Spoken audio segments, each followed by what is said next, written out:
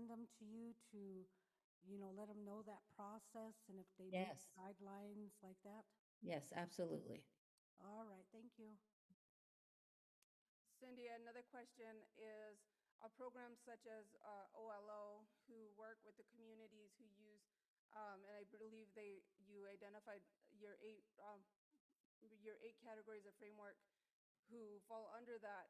We can refer them to you as well to submit a proposal for Yes. funding. Yes, so with those proposals, we have to ensure, number one, our ICWA families and our CPS families, their priority, right? But because that's where that that proposal that was submitted to the federal government was what we said we were going to improve. We were going to help to maintain our families within our tribe, to keep them within our tribe so they don't get adopted out, they're not removed from the families, those type of things. But so they would submit the proposal to us and then outline who they are servicing and how everything is about measurements, right? So we have to ensure that those outcomes that their project has, um, how is that being measured, um, that it's successful? How are we measuring that it's making an impact on our family? How do we measure that it's helping to build their self-esteem? It's helping them to become self-sufficient. Um, so we would help them work through that. Go ahead, Dave. Yeah, good morning. Just a quick comment, I guess. I'd like to see an entire package of the Tiwahe program because everything I've ever seen has always been piecemeal together. I'd Absolutely. just like to see a copy of everything all at once so I could read it.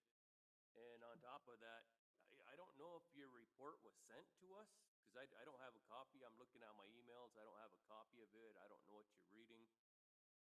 But with that being said, I'd also like to see the budget on it, please. Thank you.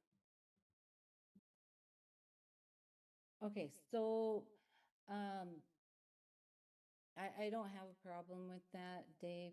And so the actual framework of the Tiwahe is on BIA.gov. There's um, eight different handouts, I guess. They're packets available on there that outlines everything from the establishment to through the framework and how each of the six original tribes that were involved, what their outcomes and deliverables were, and so all of that is on the website. They're actually I want to say each one is like maybe 60 pages long. Cindy, I And don't want there's, to see the stuff from the BIA. I want to see what the Oglala Sioux tribe put together. oh, absolutely. Absolutely. So the reason why probably, and this is a really, really good question, navigating through the Tiwahe ordinance. Um, so I was asked to be on this call yesterday. Um, Yesterday afternoon, as I was walking out of the building, I was asked to be on this call. And so I was up last night, like, okay, I need to figure out what I need to talk about today. So I just kind of like put together some bullet points for myself. But there is actually a fiscal year 2026 Tiwahe plan that is in a draft mode right now. And so I know with is it 1820, the ordinance, which is the employee handbook, 1822 maybe, that each program reports to their standing committee, I believe once a month, and um, provides with the financials for that program. And, but it kind of is like, okay, that, I understand that as the director, that that's something that I need to do, and that would be with the Law and Order Committee, because that's the standing committee that's over Tiwahe. But additionally, we are, there is the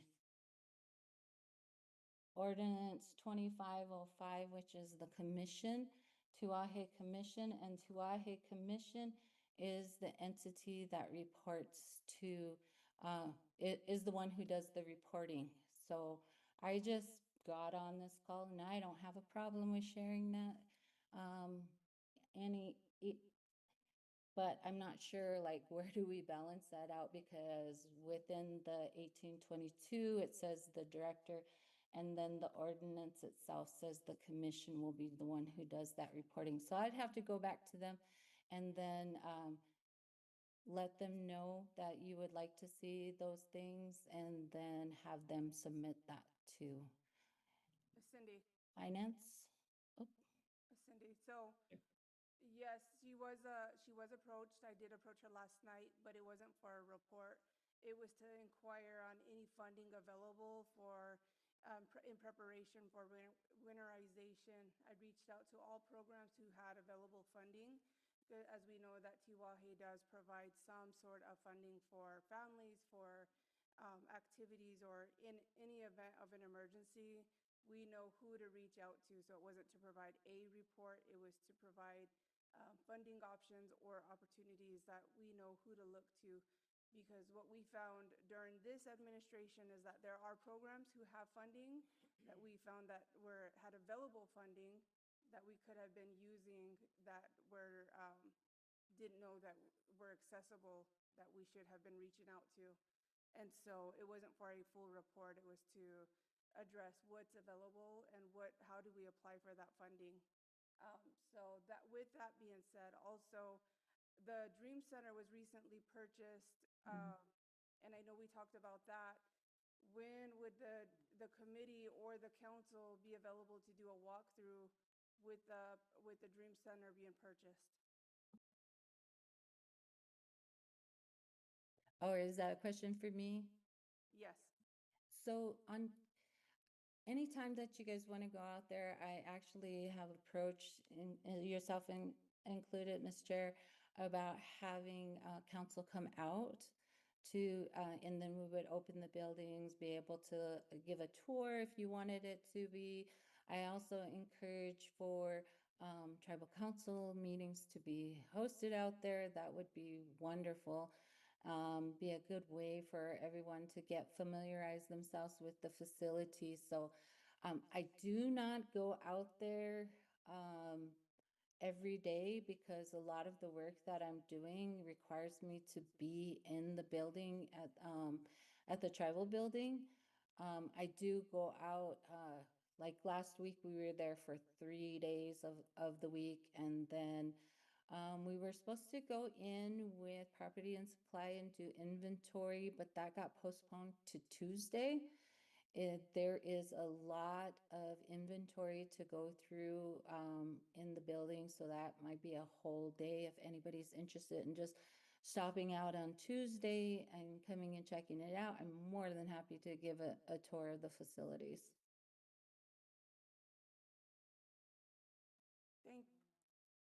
Thank you for that. So I believe there are no further questions for the Tiwahe director. I would encourage the committee to, after our HHS meeting, we make time to go out and visit the Dream Center and do a tour out there. Hey, can I say one more thing? Yes, Um, go ahead. Chair, I have approached the commission via email last night, and I've been outlining a plan to assist, because I understand. I mean, I do understand with like the way that the federal government is working things. The cool thing about it, though, is apparently we're getting a lot of great feedback from the Republicans because of the way that the program is designed. So we're really on their radar. They like it. they like it. So that's promising in itself. But I did approach the commission after I was able to get to Wi-Fi and email. We have been emailing back and forth, trying to see how we can assist in this emergency. I called it an emergency because it is an emergency to me for be able to, people to be able to have heat and lights in their homes. But we would have to, we're still working out the kinks as far as how do we measure that. And then they would be the ones who would determine the dollar amount that we would be able to put towards that project. So I am on it. I'm working on it. Okay, thank you so much. You're welcome. Thank you, Okay, have a guys. good day. You too. Bye. Joksha. Okay, moving on, number 6, day labor program winterization update, Terry Little White Man. So if you can just introduce yourself for the record. I did ask Mr. Little White Man to be at today's meeting.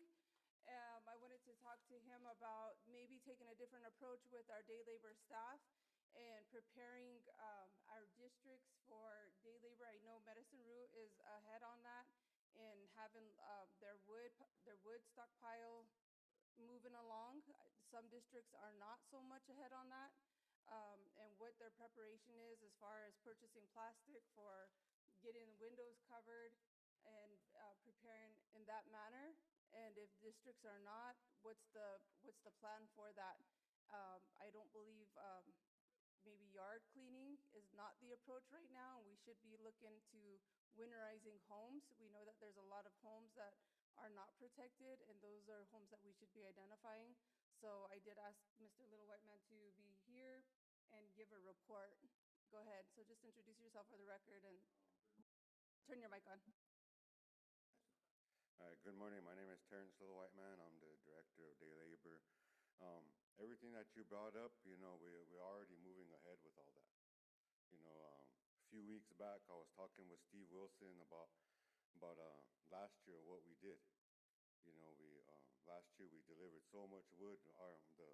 The grave digging crew that we have and Steve's crew, man, we delivered so much wood. I mean, we started cutting in October of last year and didn't get done until end of March.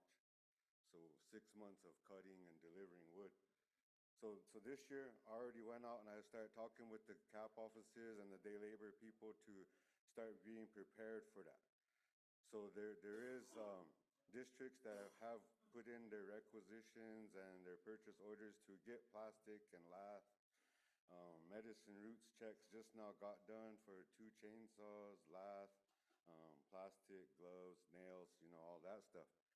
So I've been ahead of it to get them prepared, because last year we delivered so much that, the trucks that we use were going constantly every day. I mean, Saturdays, Sundays, we were still delivering. So this year we wanted to put more emphasis onto the CAP offices and the day laborers to take care of their people, because some of the districts last year didn't have no one that could cut, no one that ran their saws, didn't have equipment. So this year I started pushing everybody to get all this done right away. So there is people that are stockpiling.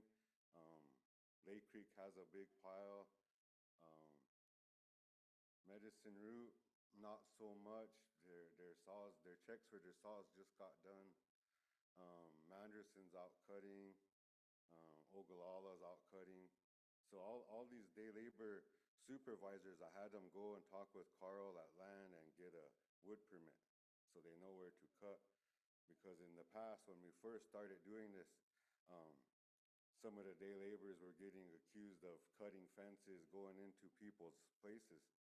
So, to keep all that negativity away, we've been really pushing for everybody to have their own wood permits in their district.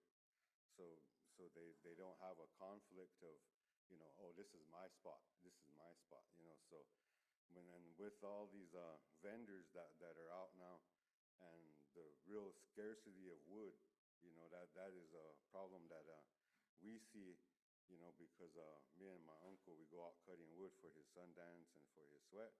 But on the reservation, there isn't a lot of places that are accessible for that. So we're lucky that we have contacts in Nebraska where we could go and help these ranchers. So that's how we take care of our sweat wood and stuff. But a lot of these places, the leaser, if they have to go through leased land, a lot of these ranchers don't like these people going through. So this year, that's why I really pushed them to go and get their spots early, so they could be more accessible, closer to the road. Because was that 2 years ago, they had a medicine route way down towards the river, and once it gets bad, it's very inaccessible out there, especially if it gets muddy. Because day laborers have to use their own vehicles. There's a couple that get to use tribal or their district vehicles, so the district put them on their insurance and stuff. But yeah, we've been pushing to get everybody ready. A lot of districts still had stuff left over from last year, so they're, like I said, they're putting in their requisitions and purchase orders to get all their stuff.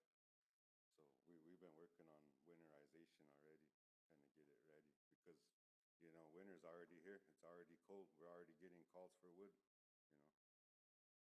Okay, I have Garfield.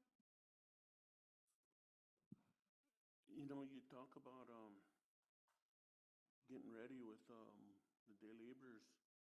One thing that I observed a lot with wood cutting is a lot of the individuals that come to cut wood, they're in sweatpants, Yeah. So regular shoes, socks. So that's on the supervisor, because I tell everybody be prepared, because in our name it says day labor, not day sit in the truck or I'm too cold, because it is. And a lot of these people that work day labor, they don't have the finances to have boots and have their winter gear. So and in the past, there's other districts that really pushed for their people to be like that. So it's really up to the strength of the supervisor to, hey, tell your guy, hey man, you're wearing flip-flops, you're not prepared.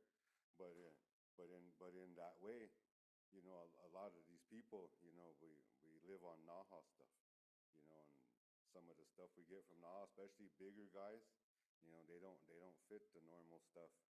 So it is a difficult thing, but I do tell people to be prepared, because it is cold. It does get to 20 below. Okay, so we get that.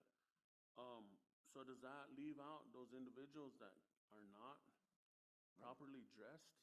No, like I said, it's for everybody. But it's like say Jeremy shows up and he's wearing sweats and shoes, regular tennis shoes, and you're out cutting, and as the supervisor, when you're doing your drawing, you gotta let people know.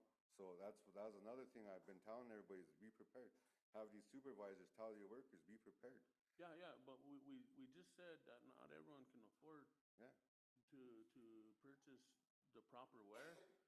And if we're saying the supervisors are selecting, do they only select individuals that are prepared and not the ones that ain't? But everyone has an opportunity. Yeah. In Manderson, I think the most we get is like 60 people. Yeah. And all there is those 4 or 5 positions, and a lot of times it's women too. Yeah. So I mean, we don't discriminate, but what I'm saying here is there a way we can help these individuals have something warm? Because I don't think individuals should be left out of work if they're not prepared. Well, with that, if you're gonna buy one person a pair of boots, then you're gonna have to do it for everybody. And what's really going to do? You're gonna buy 5 people a new pair of boots every week. You're gonna buy them coveralls every week, and then the next week, are they gonna turn them back in, or are theirs to own? It's really difficult situation because, you know, like I said, I see it everywhere. You know, there's people that, like, we'll use last year for an example. We was using Wakpamani day laborers at emergency management to help split and cut because they didn't have a permanent or a long-term supervisor, so they didn't have no direction.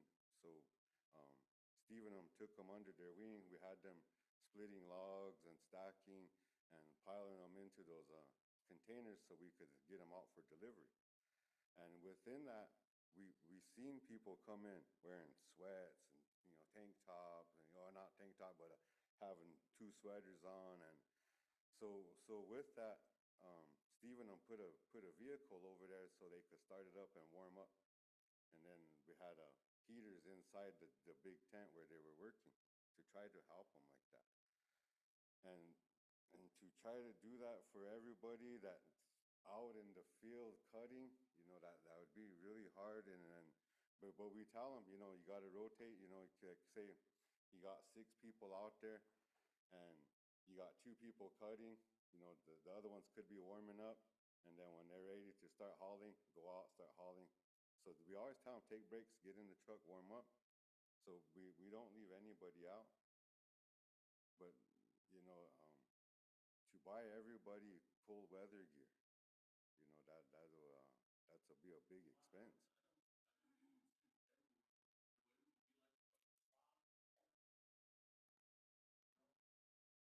Go ahead. Every district has a budget. Every district has a budget for supplies and equipment like saws or whatever. I think it would behoove every district to come up with a plan. If they're going to have wood cutters, then they could maybe buy them gloves or whatever, you know, to do the work. But I think that every district should have a plan for their day labor, and that was the whole reason for it. You know, that each district could have their own priorities. So if you say, this week we're going to be chopping wood, so keep that in mind if you're going to put in for day labor. Know that you will need cold weather gear, et cetera, et cetera, et cetera. Next week we'll be shoveling walks or whatever. You know, they can come up with their own plans, and they have the budgets for that. So I think we need to put some of this back on them. Because if you just say, Terry, do this, get them all cold weather gear, he don't even have a budget for that. That would have to come from the district anyway.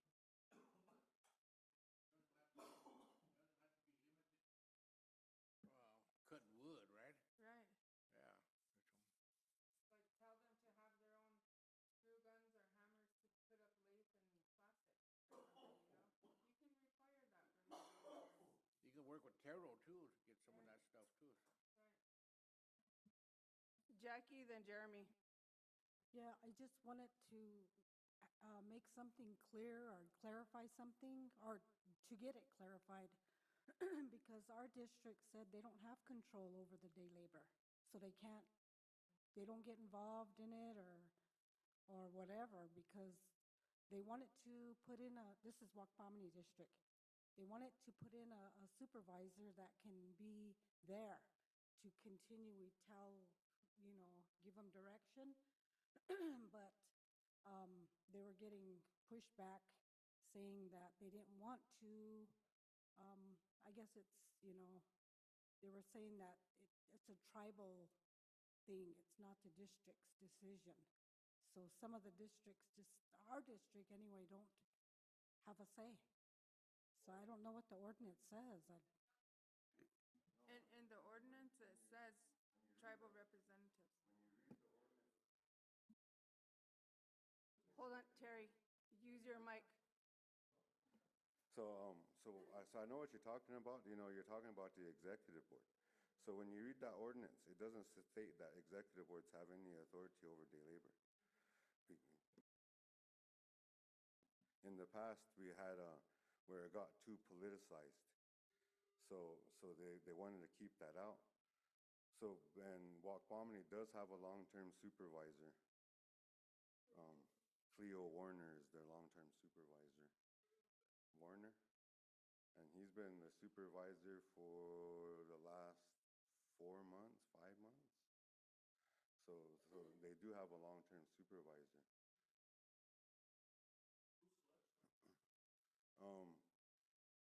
it depends on the cap, so like the cap office, yeah, the cap office manager.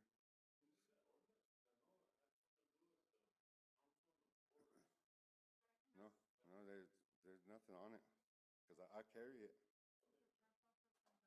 Yeah, cap office and FAO. No, it doesn't.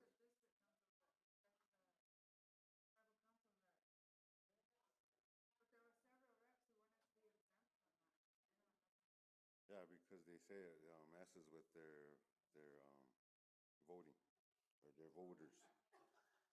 And you know, and I've heard this from people that told me that, oh, I don't want to be involved with day labor because if I make the wrong decision, there goes that one for that voting block.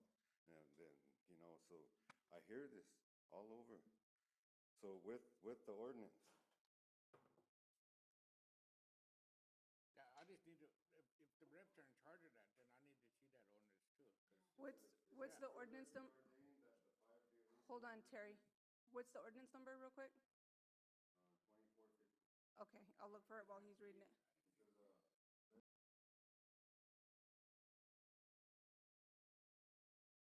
Sorry, I couldn't hear that number. 2450. Thank you. So these must go off after a certain time then, huh? Okay. So Alright. It says that it'll be ordained through, or be further ordained that the 5 day labor positions will be selected weekly through the district cap office and shall continue to be rotated to achieve this rotation that all individuals in the draw are eligible to work 1 period every 30 days. Therefore, the individual selected from the draw for day labor is not eligible to be put back in the draw till 30 days after their last selection. It said, be it further ordained that the tribal treasurer and FAO are authorized to direct and take all necessary actions to carry out this ordinance. It be further ordained that the ordinance shall take effect immediately. So when you read it, it doesn't say nothing about the reps or even the executive boards. So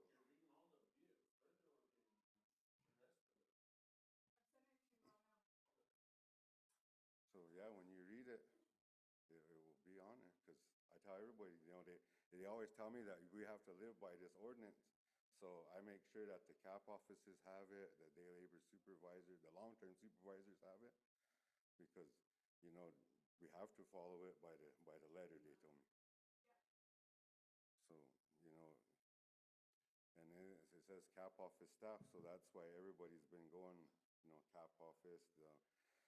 The managers were the ones doing it, but now since a lot of the managers left, you know, there's a void there, because in some of these cap offices, there ain't nobody there at all. You know, there's no cap office people. So I've been helping them, trying to get their requisitions pushed through, take their requisitions out, get them their vouchers, come back in, get it pushed through, because there's nobody in these cap offices that are available to do all this. So I've been trying to help them in every way I can. So I have Jeremy, Dave, then Beef. Thank you, Chair. Good morning, Chair. Morning. You know, I just had a quick question about the checks and balances. Do you guys keep a record of who you help with wood and any kind of Well, cleanup see, or anything? last year we did everything with emergency management, so we have a list through them. And then everybody that they help through the cap offices have that record. So like Medicine Root, Candy and Briani were the ones that kept track of all that. But now they're not there, so now it's Vina. So I've been working with Vina on that. Okay, and then, yeah, that's another thing that this committee's gonna have to really consider, that the cap offices are something that we're going to have to discuss at length at one point here, because there's a real chance we're not gonna be able to, or we're not going to have cap office staff in the near future.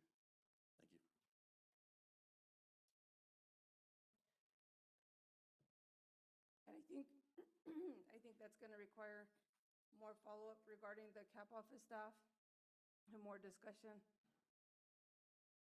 during our budget meeting. Dave?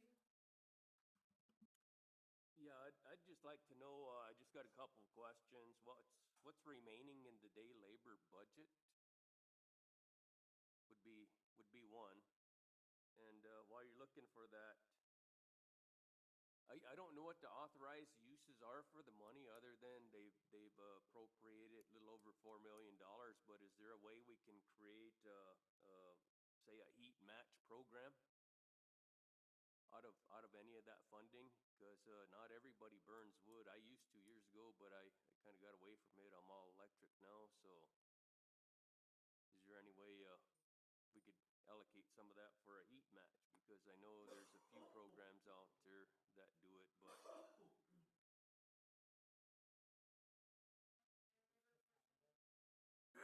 And we had to allocate the rest of the ARPA by December 30, 2024. And that was done by this council, actually. And it allocated that portion, the $4 million, for day labor and projects specifically. So the districts that did have a little money left, and yours wasn't one, of the COVID money, they were able to allocate that for different things as well. And most districts that did have any money left did allocate it for like heating assistance and cooling assistance. no, all I'm saying is, with the remaining balance, can we create another program to assist more individuals through the winter, creating like the heat match program? Not with the ARPA money. The ARPA was assigned through 2450 to do the day labor program. And we had to assign whatever we assigned it to at that time. This portion was for day labor. One portion was to complete the buildings, and another portion was to complete the gravel project. So So there's those no are other all assigned. authorized uses for it, No, just that? not for that. They have to follow what we authorized in December. When you say "we," was that a tribal council decision? was tribal So we council. can change that decision if we have to. Not under the It's ARPA already rules. sent to Treasury. Treasury already has these ordinances, and that's what we obligated the money for. So we can't change those, we just have to complete those projects.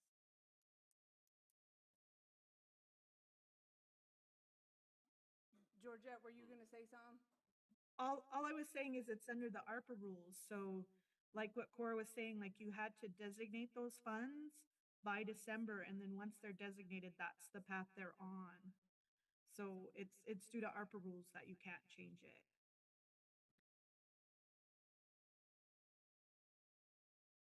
Did that help, Dave? Yeah, no, I'm just looking for other avenues to help.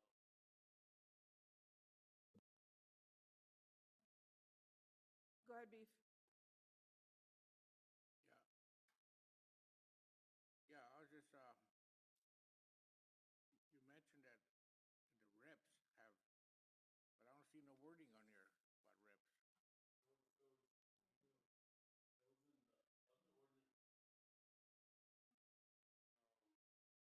This is not really identifiable too. We work, says through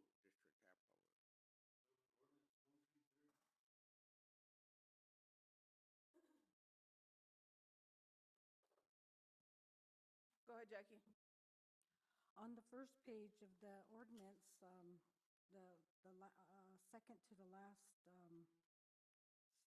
paragraph, it has day labor providing 5 workers and 1 supervisor per district, plus administrative positions in the tribal office to be paid by ARPA.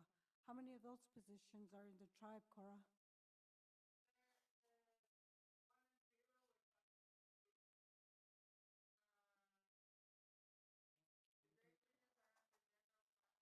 How much are those? How much grave diggers? 4?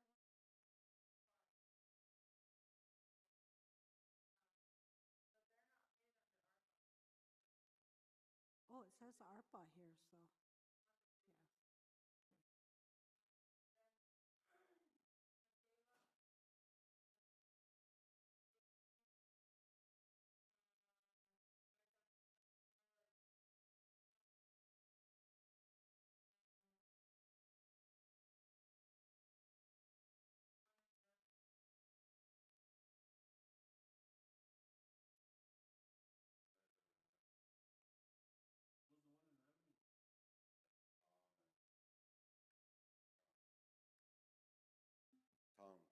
front door, and Rashawn, what's her last name, Palmer?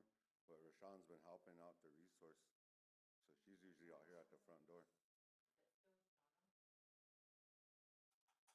a merit, isn't she?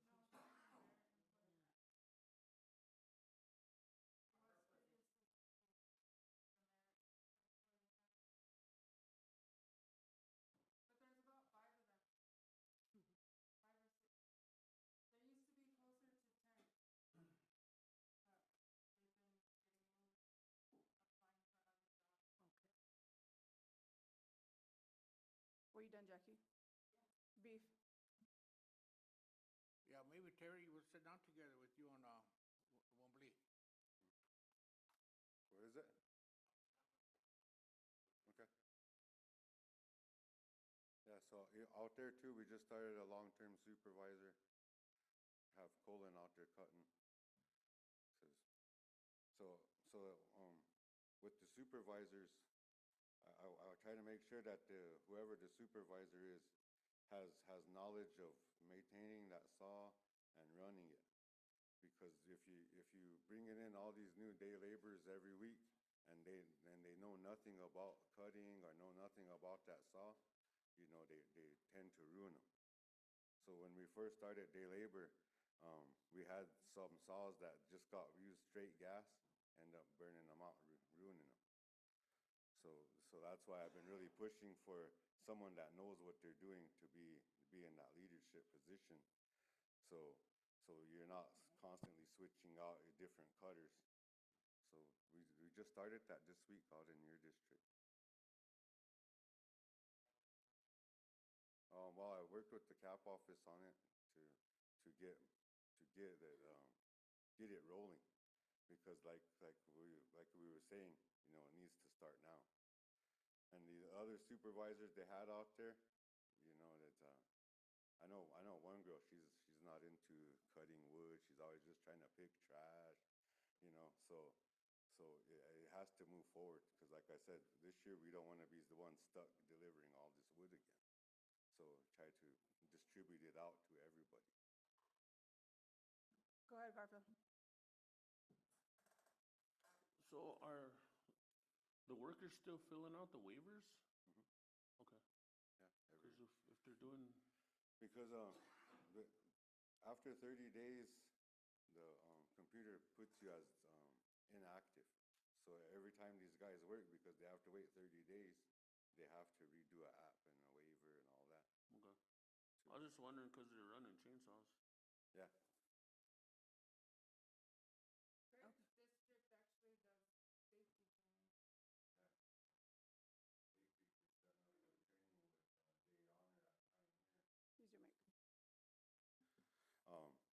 Lake Creek is setting up a training with Jay Yonner at Pioneer. He said he'll teach these guys how to maintain their saws and how to run them, just to show them maintenance of it, because, a lot of these guys, they don't know maintenance. The hard thing about being on day labor is everybody has this mentality of, oh, the tribe will buy another one. The tribe has money, buy another one. So they run this stuff down into the ground, and then they never say nothing until it's like, hey, how come you guys ain't doing nothing? And it's, oh, well, this is broke and this is broke. So I've been really pushing on these supervisors to, hey, man, if you got a problem, let me know. Got a problem, let me know, because you guys are front line this year. So we've been working with that through all the cap offices, trying to make sure everybody's prepared. His district was the only one that wanted to do the training with Jay so far. So we'll see if anybody else asks them if they want to do it, but they'll have to go into Martin to do the training. I think that's a good idea to ensure that we maintain our equipment, because it does get costly. Yeah. So, well, that's good to hear that you are preparing and being proactive in ensuring that these districts are getting ready for winterization. And the supplies, Cora, that you mentioned, the districts are receiving the funding for those supplies? So are the districts out there now purchasing the plastic for the windows, supplies for their doors? I know I received some pictures within my district with gaps in the walls and to those effects. Are they identifying homes like that as well? You know, with that too, you know, some of these, some of these houses, you know, they have leaks in their roof that's been going for years and years. So, you know, one of these day labor guys, he was trying to help out and do some patching of these roofs. And he ended up doing he getting stuck trying to do a whole roof repair. So I had to tell him, I said, you got to limit yourself, because if you spend all your time on this one roof, how are you going to help someone over there and help someone over there when all your time's here? So with that, you know, I've been trying to show these guys to have a limitation, because, you know, being who we are with day labor and helping anybody, everybody, every which way we can, you know, people take advantage of that. So with that, you know, that guy got stuck doing a roof repair, and having 5 unskilled people, he ended up doing that roof repair by himself. So I've been telling these supervisors you got to know your limitation, because if you don't know your limits, like I said, you'll be stuck doing it by yourself. And then all your workers will be standing around not doing anything. Yeah, but when you have a whole district to take care of, you have 6 people, 1 supervisor, 5 workers, and you get stuck on a roof, and how's that going to benefit anybody else in that district? Especially now that it's getting colder. So, you know, I did advise them that, you know, if you're going to do a roof, just do the patch right there for now. And then maybe later on, if you have time, then do the whole thing. But you got to limit yourself to what you're going to do, because like I said, you get stuck on one project. And a lot of these people, when they ask you to do stuff, they either don't have all the material, and some of these supervisors, they have a heart and they pay for stuff out of their own pocket. So this guy I'm talking about that got stuck doing this roof, he ended up paying almost $1,000 out of his pocket to finish that project. So you know, and when you're doing a roof, and you know, and you get halfway done and you run out of stuff, you know, you can't just leave it open. You know, you have to finish. So, you know, I felt bad for the guy, you know, but what can we do? You know. Okay. Well, thank you. Thank you for that, Terry. And it looks like you have that plan, so you're moving forward with that. Just encourage that they keep getting those supplies ordered, purchased, and those windows are covered, especially for the more extreme homes that do have those holes and need those patchworks done, because we know that funding is limited, that LEAP is getting shortened every day. So just encourage that they keep getting out there, keep covering up those holes, and keep those windows prepared. Yeah. Thank you. All right, thank you. You guys have a good day. Go ahead, Craig. All right, we have a motion. Is there a second? Jeremy, second. And run the vote. Anna Halverson, Yes. Dave Kelly, Yes. Garfield Steele, Craig Dillon, Jeremy Rosales, Yes. Jackie Sears, Blaine Little Thunder, Yes. Yes. B. Frandl. Yep. 7 yes, 2 not 7 yes, 2 not voting. voting. Motion passed. Go ahead, Cora. It was pretty wild, you know, I think you guys need to encourage your people to go to day labor. Because one week, one district had nobody show up. Nobody showed up, and then the next week, they had 31 people, 30 of them were women. Yours.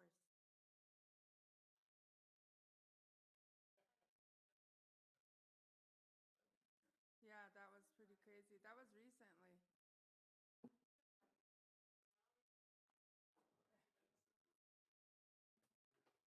Okay. The only other time we had nobody show up was last year at Walk Palming. You know, it was too cold, so no one didn't want to work. So like 2 weeks in a row, no one showed up. Hey. All right, you Okay. guys have a good day. Thank you.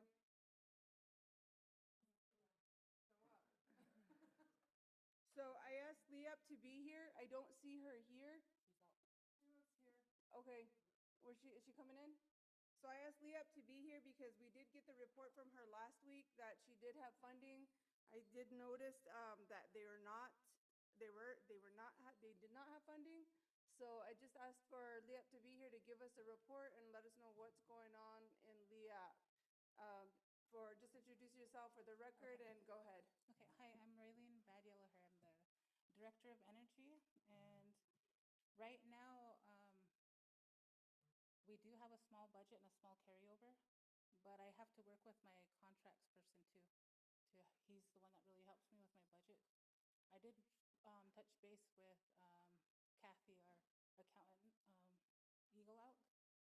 So right now, what we're gonna do is I'll have probably a report by your next meeting.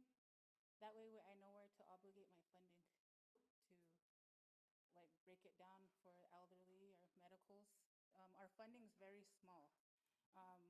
And then with this government breakdown, I cannot get no feedback from the funding agency because with them shut down, I do have a confirmed email that I got yesterday that they can't respond due to the government shutdown because they're not working as well. But I will have that report and then I will give it to John, Chief of Staff, and he will give it to all of you guys that want it. So that's where we're at on our budget. Unfortunately, our contracts guy was out sick all week, so I couldn't meet with him or anything, so that's where we're at with our budget. But we do have a small fund left over, so with the carryover and everything, so that's what we're gonna be working on. So I have the treasurer and then Anna. I think you should define small. Basically, you carry over that 10%, so we got 1.4 million overall, so our carryover is like 143,000 is what we're looking at. But how much can be used to help people? That would be, we would have to see because I need to keep our payroll on there too. So then that's what I'm figuring out with Kyle. But unfortunately, he wasn't here, but by maybe the next meeting, I'll have everything broken down as for what we have left in our budget. So probably not more than like a third of that, like 30,000 or Something less. like that. But I do have a little bit, I got a, like for our obligated funds that were for September 30th. I did get that no-cost extension where we could use a little bit more funding, but then that's where I'm working on my budgets with my accountant and my, and the contract specialist.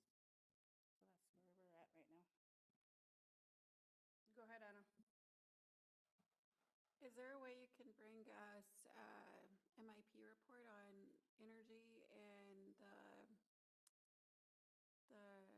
what was it called? It was a grant that you guys were in CSBG? Yeah, yep. Can you bring us that breakdown as well? Sure, I could do that. For the CSBG, because I know you weren't here the last time, that's basically for the off-reservation residences. That's where we get most of our funding from the agency is these reports that we submit. We also help with some medicals.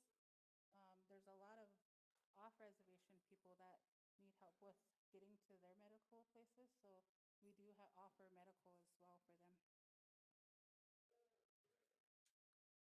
So the last time you reported, you had 20,000 available for the CSBG. Has that changed? Let me see, 20,000 overall, you mean, or? Right. No, we have, we roughly have about 177,000 for that, but, and that's a 2-year grant, so then we're still complying with that 2-year grant. But unfortunately for LEAP, it's the 1 year, so.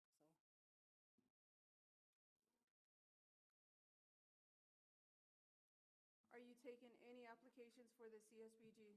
Yes, every day we are, yep. Okay, and that's Yep. all off reservation? Yes. Okay. Unfortunately with this though, just to let you know, we don't pay light bills or propane through these. Okay. Because the state has their LEAP program too, so they would apply through that way too. And you said rent can be paid up to 700? 750. 750? Yep. Okay.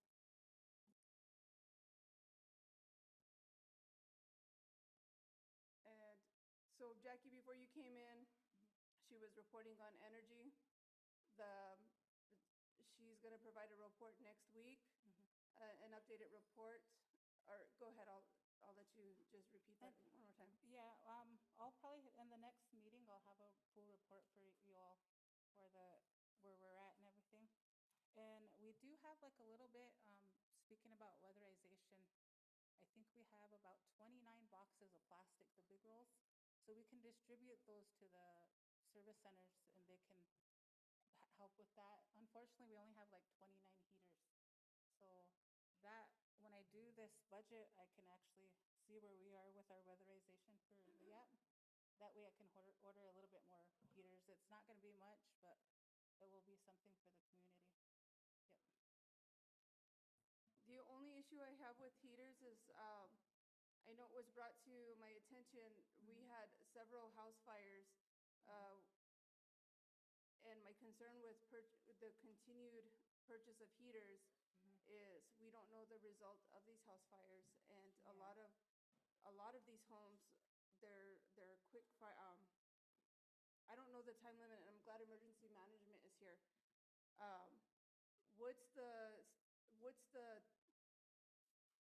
do you know the rate of these fires and how would the start to end, or do you know, we don't know the cause of the fires, or do you know the cause of these fires, or what's the risk in these heaters being purchased with the homes that our relatives live in, and when we keep buying the heaters and giving them to our relatives? Steve Wilson, OST Emergency Management. Heaters are always a big concern, the little space heaters. A lot of people have some pretty bad electrical wiring in their homes.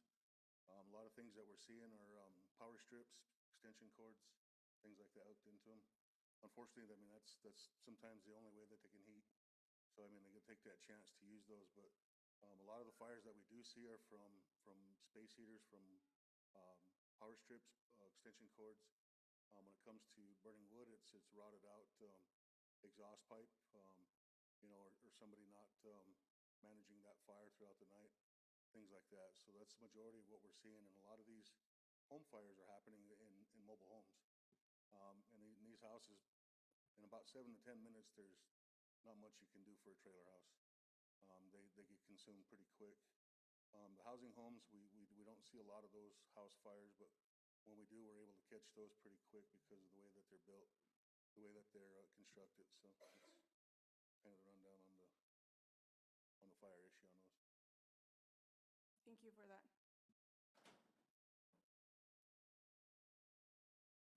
So when you say a little bit of funding, around about how much funding?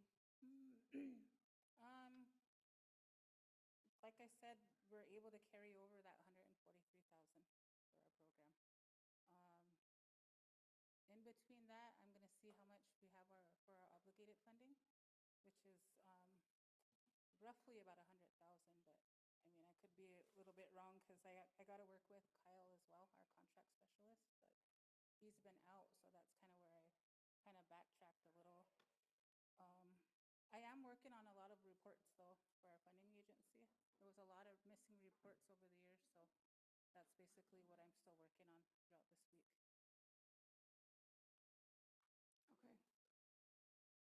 Are there any questions for Leah? Are you taking any applications currently? Not for LEAP, because I don't want to put the applications out there and then give them false hope. So Okay. well, I'm just waiting for the funding agency to let me know if when we get our award and everything. When can you distribute the plastic rolls? I'll go back to the office and have our one of the ladies email or call the service centers, and then they could pick them up whenever, anytime. Yep, that would be. But that's the only thing that we have for weatherization, unfortunately, for now. Or maybe get with Terry and have him get them out to the caps. Okay. All right. Thank you. Yep, thank you.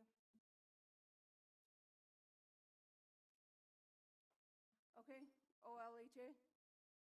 So I've asked OLHA to be present and discuss what their weatherization plan is for our homes as well. Just introduce yourself for the record and go ahead. Good afternoon. I'm Carrie Rowland, the CEO for Housing. So what I have for the elderly energy, I figured we could help the elderlies with 300, and that would be for the lights or propane or wood. And then we're able to help out 718 elderly that live on the reservation. 718 elderly we can help out with $300 towards the lights or the propane. When does that start? So right now, we did our first bid out. We always have to do 2 bids. So that one closes today. We're gonna re-advertise it tomorrow. And then it comes back on the 22nd. And then after that, I'm thinking the second week in November. And I do have another person in the office doing the elderly energy, a new hire. So we'll get that information out to Kaylee and everything too.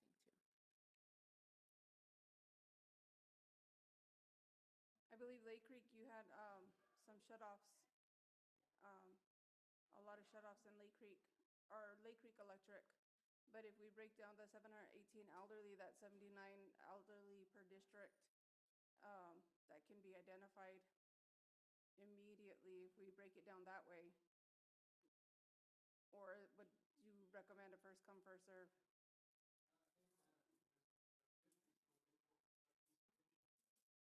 Say it again. So,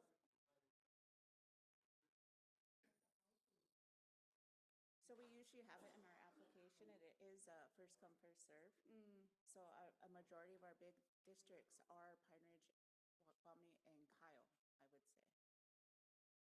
So I'd say like Allen is less district though, but it's usually first come, first serve. No, not till the second week of November. Maybe November 15th, I'll have it open.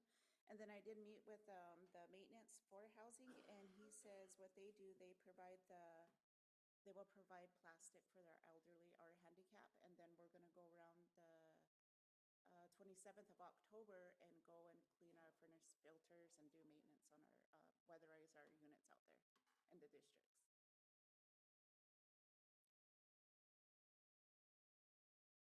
For elderly or all homes? It's all elderly. Okay. On the reservation.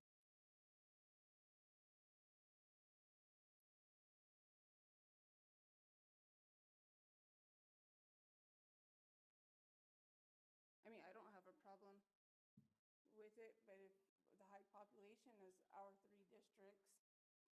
Then the one thing I do usually close, well, in the past, I always closed within 2 weeks, because I try to get the money spent right away, much as I could, so it goes fast, just to let you guys know on that part.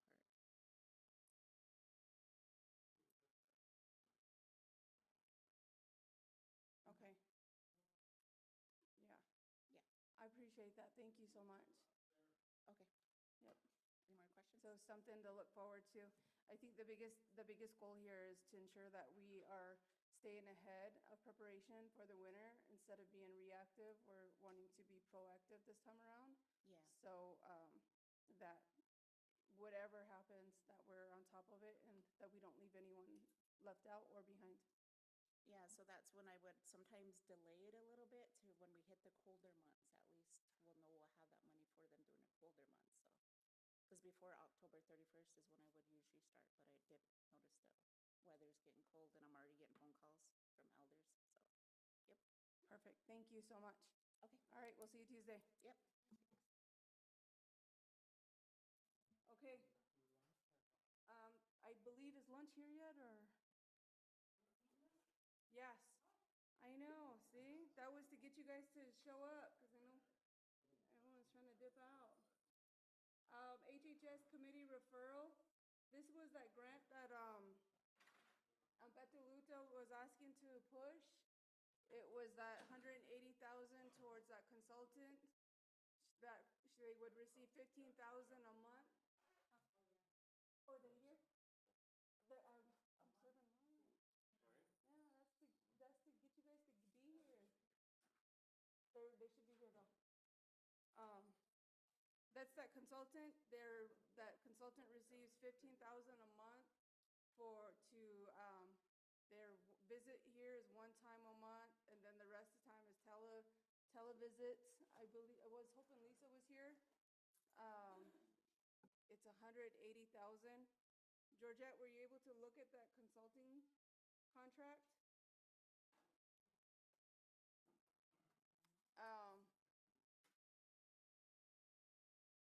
No, I wasn't.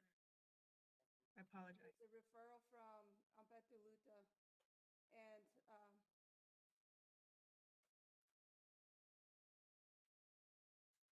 I know I questioned before and I asked if behavioral health can provide those services, if IHS can provide those services. It would come from the master health contract, funding. It's just, I just thought it was a lot of money to pay for one consultant. She said it's a team, but it goes to one person and whoever covers down for that month. So it's up to the committee what you want to do. They do prescribe medicine, and if we don't move forward with it, she said that the individuals that are on it would have to be weaned off of it, weaned off the medication. She's not here, so I'm not sure where she's at.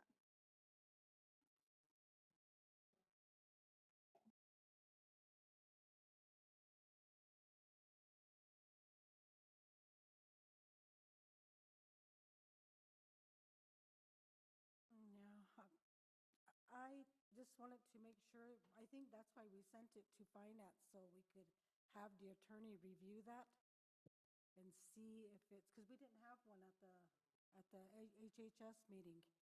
So that's why we wanted to have our attorney, can we put it off till next week? Let's do that, so we can have our attorney, yeah, make that motion to send it, have our attorney review it and make sure that, the services they provide, yeah, add up to that type of funding that that they're proposing. And bring back to finance next week. Georgette, we'll get you the contract. Okay. Is it in the packet or do you need to send it separate? We'll send it to you. Okay. So it's not this stuff that Dawn gave me in the packet, something different? We had Dawn, This is what Dawn gave me. yeah, so if it's there, that she needs to get it, Georgette. She gave me that motion, which is listed right here. Yeah, that's that project recovery. Yep. So that's the one we're talking about? But she just gave me the motion and the minutes. She didn't give me no copy of,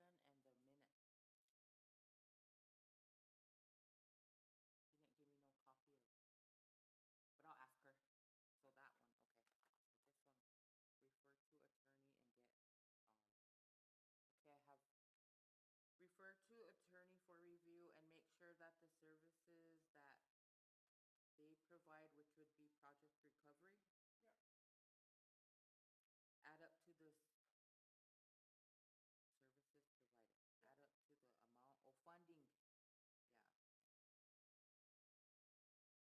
Yeah. Let me see. Okay. Ask for project recovery contract. All right.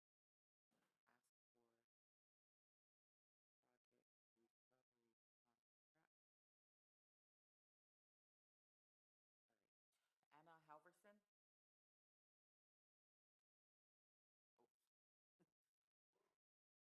Dave Kelly. Garfield Steele. Craig. Jeremy Rosales. Jackie Sears. Uh-huh. Blaine is out. B. Frandl. He said Yes. he's excused. 4 yes and 4 not voting. 4 yes, 4 not voting, motion passed. And the next item is Keely Radio quotes for payment. So the, Number 10 is, it's Oh. in here. that's the, so we jumped ahead. That was the project recovery. So rewind one to number 9. That's the one you want it in the financial management, that was regarding anyone who writes a grant and if they're funding deems what their pay is. Craig wanted that writing in the financial management. It shouldn't be questioned. There was a discussion, or you were at the meeting, there was a discussion at HHS that grants was questioning when somebody writes a grant, she was questioning what their dollar amount was or what they were gonna get paid. That shouldn't be up to her. If that grant writer is writing a grant, it's allowable in that grant, that's not for grants to question what they're writing for. If it's approved, it's allowable, then it should be in the financial management. Is that correct, Craig? Yes, and then when it gets here, we go by HR. We look at the amount that they get paid. And my issue is that runs into people not getting hired. And that's what we heard in that meeting, is that these grants are there, but they can't get anybody hired because they pay them like the minimum amount of salary. And so wouldn't it be easier to get these grants addressed with the right amount of money there and not be questioned about it and get the job done? And so that's why I was going to ask for a legal review of our ordinance that says we have to pay them the amount that HR and them do, the established amount, or can we pay them the amount that's in the grant, provided they are qualified for that position. And that was my motion, and I'll make it again. If it dies, it dies. But I just think we got to play it. If we're going to do it, we're going to get quality service. We have to have quality people do it. And if it dies, it dies. But I just think it's fair. Okay. I have Jackie, then Beef. Yeah, I agree with that. They need to be qualified for these positions, not just go put your friend in and things like that, because if the reason why they hired for these grants is for specialty, somebody that can get these grants going and operating. So the thing is, what I heard at the meeting was they want to compensate themselves with that grant also. That's what I heard. But myself, I look at it as, if you're going to pay yourself this amount to do that work, what happens to the people that need jobs, You're writing a grant, but you're going to write it and you're going to be compensated extra to carry out the grant. That's the part it leaves a gray area, because the funding agency that funded you to be in your position right now, that's going to be kind of a gray area there. So I don't know.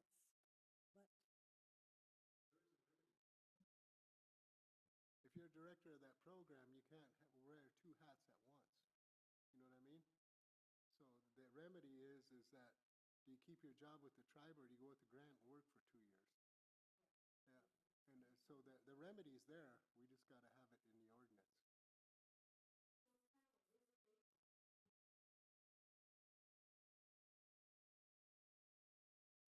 Oh, go ahead, Beef. So how does that apply with that diabetes thing we went through earlier today?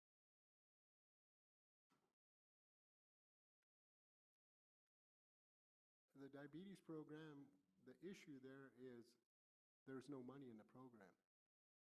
And that's the main issue. And then what the other issue is that there was no recontracting. I believe that was an issue. And yeah, to save the program. So the issue, this is a new thing, Beef, that we're looking at, and the people that get hired in these programs, these contracts, have to be qualified for those positions. Yeah, I'll follow that far, but I'm saying we offered the grant. You just said there's no funding, but we gave somebody a position in there. I voted no on that for the record. Yeah, I did too. And I could have told this guy to vote no, and where would he been? But I didn't wake him up to tell him anything, so. I'm still learning that avenue of politics. I could have landed in your lap there, I think we were just talking about the grants that they're applying for. Any grant. Funding. I mean, that This is a mentality contract. should be that there is no funding. There is no funding there. And I think we could We voted, so I'm done with it. I'm just saying. There's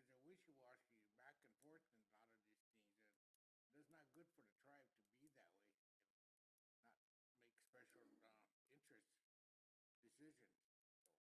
It's neither here or there, it's done.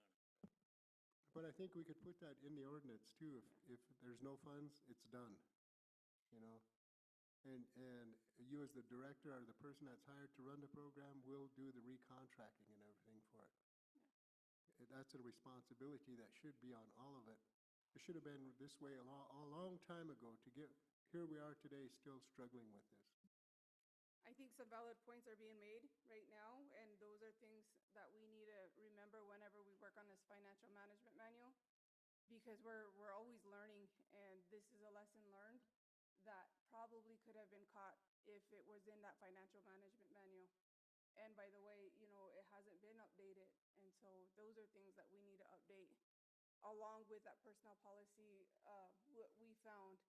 And next week when we go through it, approve it, you know, that's going to be something that hasn't been updated for over 10 years, and it'll be updated. So all valid points, and I believe with the notes that we've been taking, we'll have that discussion during that working session. So your motion was to approve the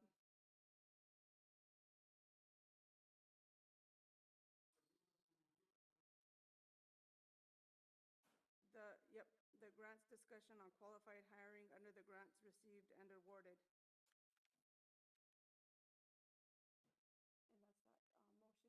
that's that motion from HHS.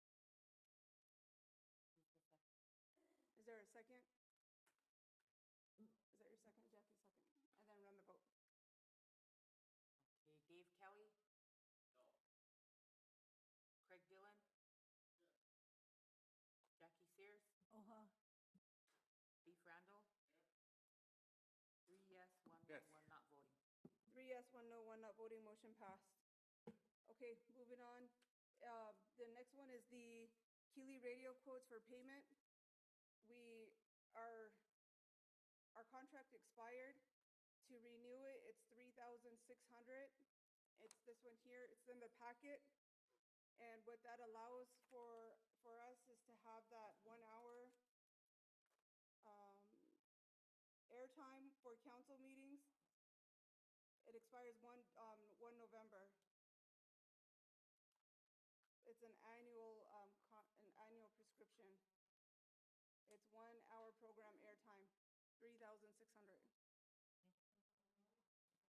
Right, so just motion to approve. Yeah, motion to approve.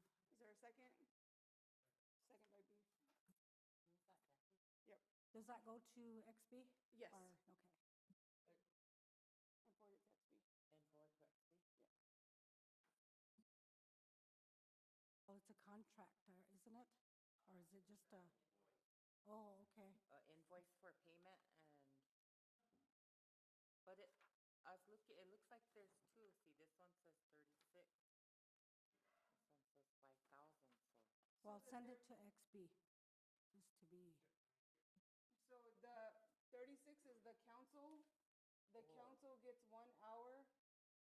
So, you know, if you guys didn't know this, you guys get an hour time to go to Keeley and discuss any updates, any topics you want to discuss. If you didn't know that, you have a radio time. And then the other one is our council meetings. So would that be from general fund? It would be from general fund. Yeah. Just. Okay. Yeah, you can go campaign. So probably like draft a resolution for it, or I don't know, they never sent them to XP. Maybe. Just send it to the treasurer, and if she feels it has to go to XB, then it go there. Is she on? I told her to get on Zoom.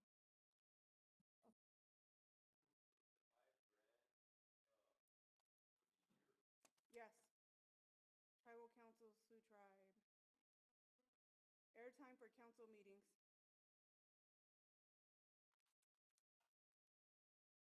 So, do you want a motion to approve both of them? Okay. So it's gonna be, the amount is 8,600. And send it to the treasurer.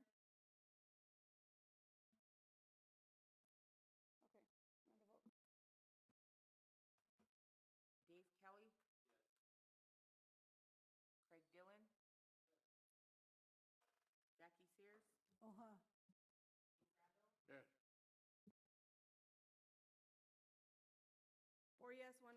motion passed. Next one is the additions.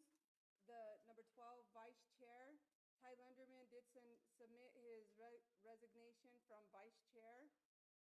He does not want to step down from the committee. However, he does want to step down from vice chair. We do have a co-vice chair, that's George Dreamer. So you can just move him up as the vice chair if you want to move that route I'll make that motion. to accept the resignation. Yeah, and Okay, then is move there a second? George. Is that a second by V? So accept resignation and Move. is that it? And move George to vice? Okay. Is that, And V second.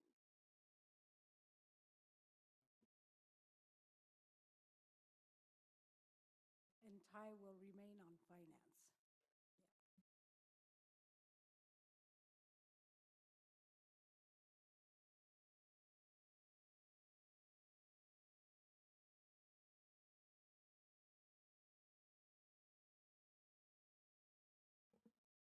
Dave Kelly?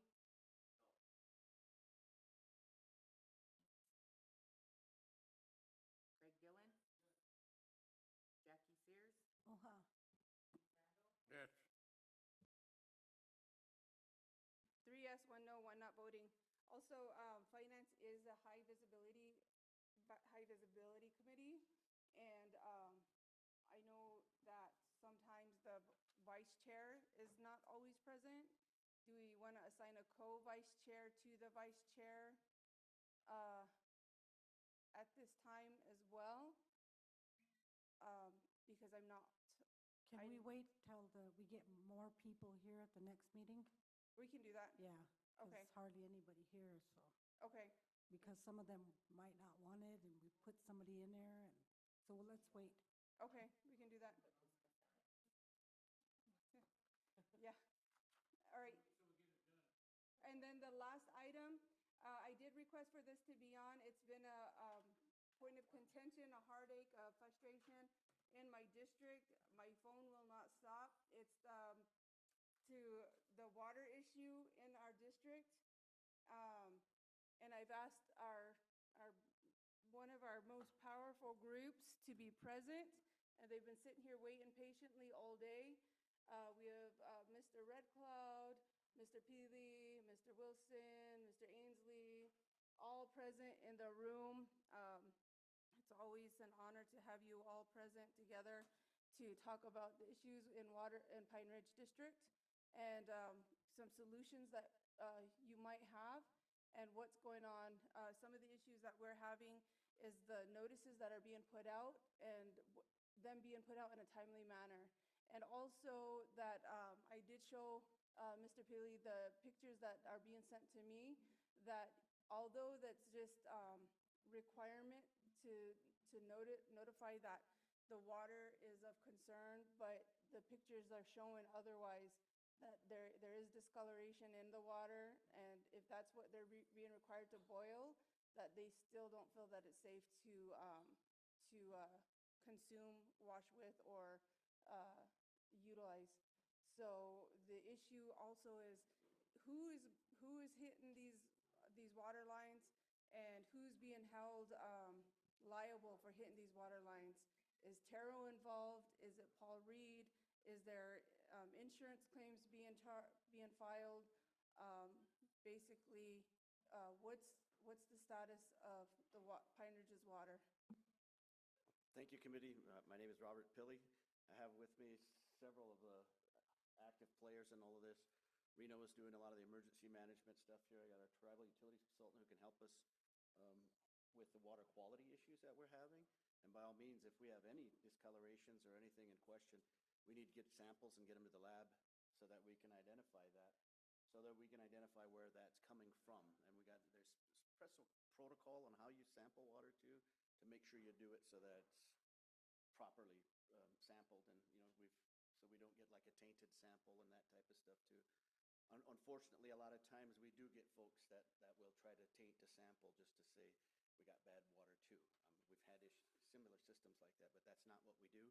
We make sure that our systems are functioning properly, and there's protocols for it, and it's governed by the Clean Water Act.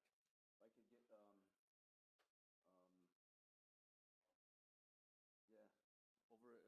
emergency management, Steve, to come up. We did have a temporary fix. Now, right now as it sets, and you can correct me if I'm wrong, that the samples did come back good. We don't have anything in there, is that correct? There's, the initial samples after the repair, absent, absent, absent, absent. So there's no, the back tees and the total coliforms all came back great. So the system and the water, or the water in the system is doing well right now. We're expecting another result when, James? Hopefully today from the rest.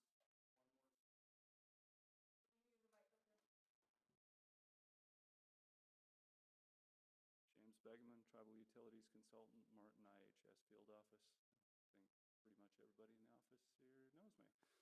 Anyway, so there's one more sample that was taken today. They are hoping to have 2 results come back today. Those should both be negative.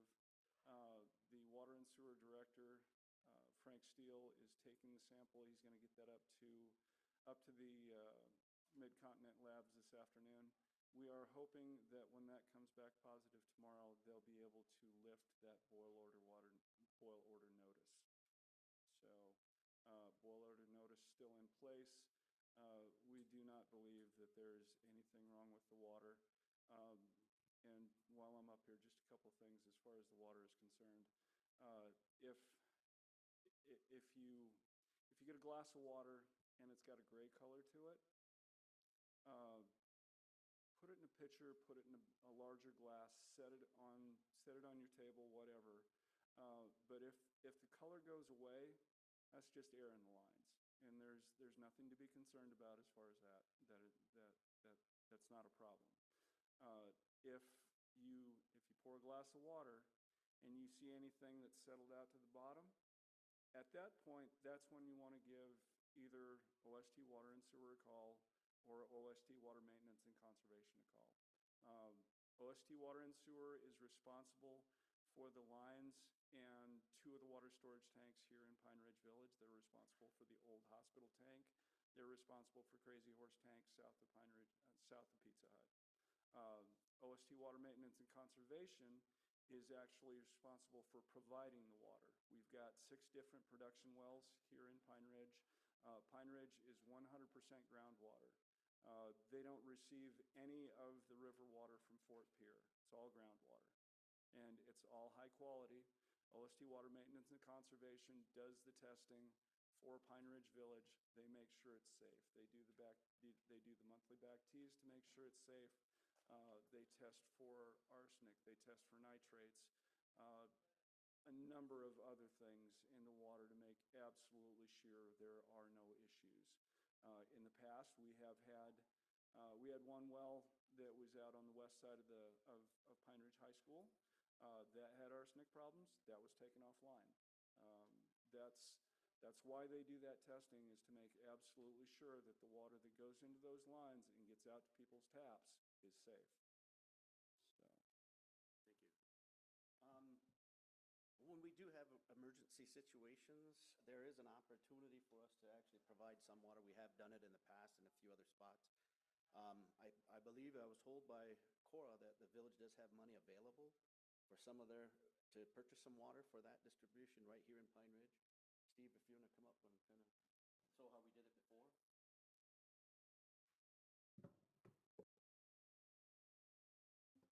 Steve Wilson, OST Emergency Management again. We normally carry cases of water on hand for mostly for those that don't have water access or any services at their home. So when we do have breaks that happen that go probably longer and it affects a larger group of people, then we kind of step in and help with emergency water, distributing flush water and also case drinking water. So like the issues that we're having like right now are kind of a short term. So Frank's dealing with those, getting the repairs made on that, and that takes about a day or so. So I mean, we don't really get involved in their day-to-day operations. We do help out if they ask, if they need some help with lighting equipment, things like that. But going forward, I think with these breaks that are happening, I think the council really needs to talk about what's happening with, if there's any fines that are gonna happen with the construction going on, and how much that's going to be. I think they really need to slow down because we do have a seriously aging infrastructure here that breaks. I mean, we see it every winter, and it's gonna happen more. So I think putting that out there to the public that wintertime comes, we get a lot of the freezing, the thawing, that's gonna cause some issues. On top of that, if we have guys doing construction on there and they're not paying attention to what they're doing, they're ripping and tearing first thing in the morning, they're popping through lines, that shuts this, not just water and sewer down to fix that break, that shuts the administration down, that shuts this building down, that shuts businesses down, and that shuts homes down. You know, so everybody's out of water until that can get up and running again. We've got the calls and got the butt chewings too about trying to schedule these for a different time. They're not doing anything, and if they're gonna do anything that requires to be a periodic maintenance, they'll schedule that accordingly to make sure that it doesn't affect everybody. But when these breaks happen, they gotta get fixed ASAP. The infrastructure isn't strong enough to let something leak water that long, you know, from our roads to our power to our sewer to anything. So those gotta get fixed quick, and Frank and these guys are pretty quick on getting that resolved. So I think you guys really need to have a talk with Paul Reed about what's gonna happen going forward if these breaks happen. Are they gonna provide water for that? Are they gonna have contingency and keep water on hand? And if so, where are they gonna store that at? You know, the green building over here, next to their head shed over there, is that an option? Can you keep pallets of water in there? But I think either way, whatever you guys decide, I mean, we'll jump in and help out where we can. But I think we gotta have some serious thought into if we're gonna find somebody and what's going forward. I had a discussion with Bobby on you know, some of the 7th generation stuff. You know, the government shutdown doesn't help anything to get any answers from anybody, but you know, I think winter's coming, cold and thaw. We're gonna see a lot more of that. We're gonna see a lot more upset people, you know, that are gonna be chiming in here. You guys are all gonna hear it, regardless if you're from this district or not. They'll be coming in droves to be upset, which is pretty inconvenient. People get off work, they wanna get kids ready for school and they can't, or get up in the morning and shower and everything's shut down, you know, so I guess a few things to think about there. I got a couple more before we're, right? Okay, and two, there's a way that we, as this group, decide that there is an actual water emergency, and we don't have that written down too. So, I mean, it's easy to get wrapped up into a lot of emotions when we're talking about our water, but if our systems are functioning properly, and we don't cast aspersions on our water operators or water systems, you know, we're all working together, and we know that this is the last place for us to get any, to do this. We can't hire anybody else. This is our home, this is our water, these are our people, we live here. So the people that are working in these departments are doing an excellent job with it too. So there's a lot to consider when we go through this. If there is an actual water emergency, we will call the tribal utilities consultant to verify water and sewer, emergency management, and the Mini-Wachoni guys to actually put all of it together. So there's a concerted effort by everyone, and that way nobody's getting the wool pulled over their eyes on a lot of the issues. So that's one thing there too. Next, into our 7 years program, that's kind of like the tail end of the Mini-Wachoni Act, where we're actually upgrading the systems to do it. And I know Pine Ridge wants to get in there right now, but we haven't written that grant, and that's what we discussed last time. IHS did put that as number 1 on the SDS list. I'm gonna get Ainsley up here to show you that, or at least talk a little bit about that. I know we've got limited time here, so we'll try to make it brief.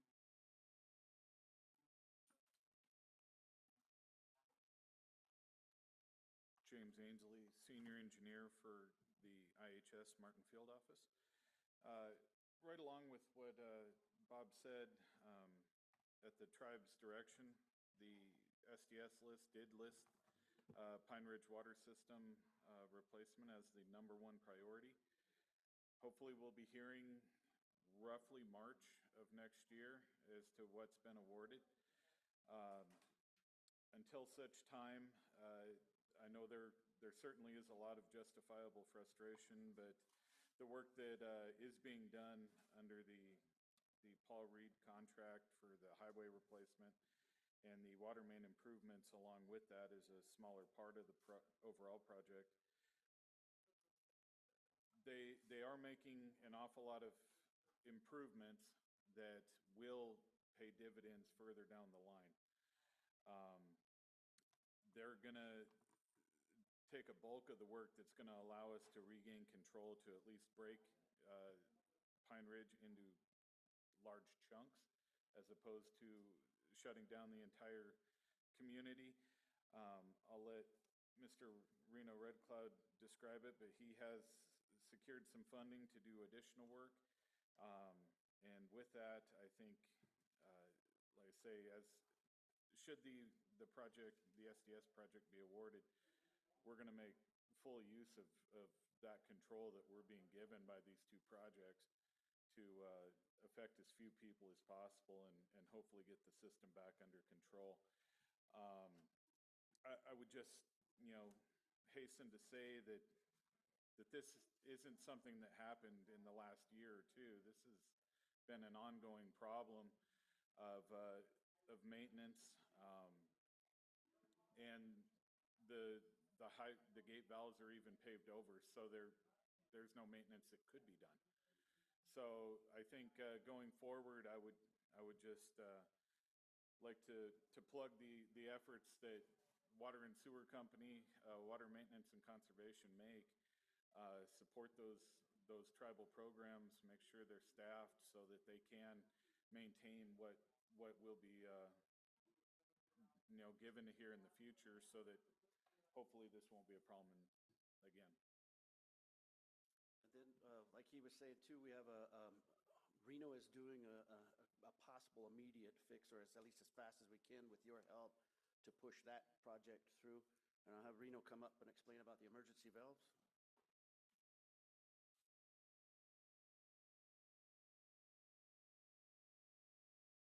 Good morning, everyone.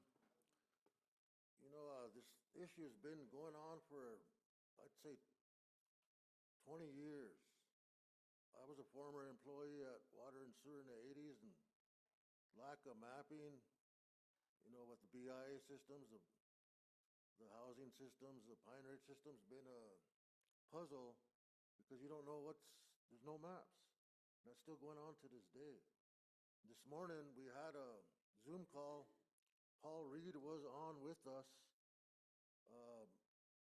We discussed, I'm just going to go back chronologically.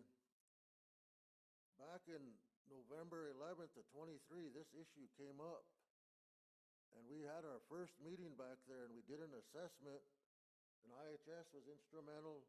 Bob Pilley, Rural Water, Water and Sewer. We used that, and it led up to went to the council on a couple resolutions.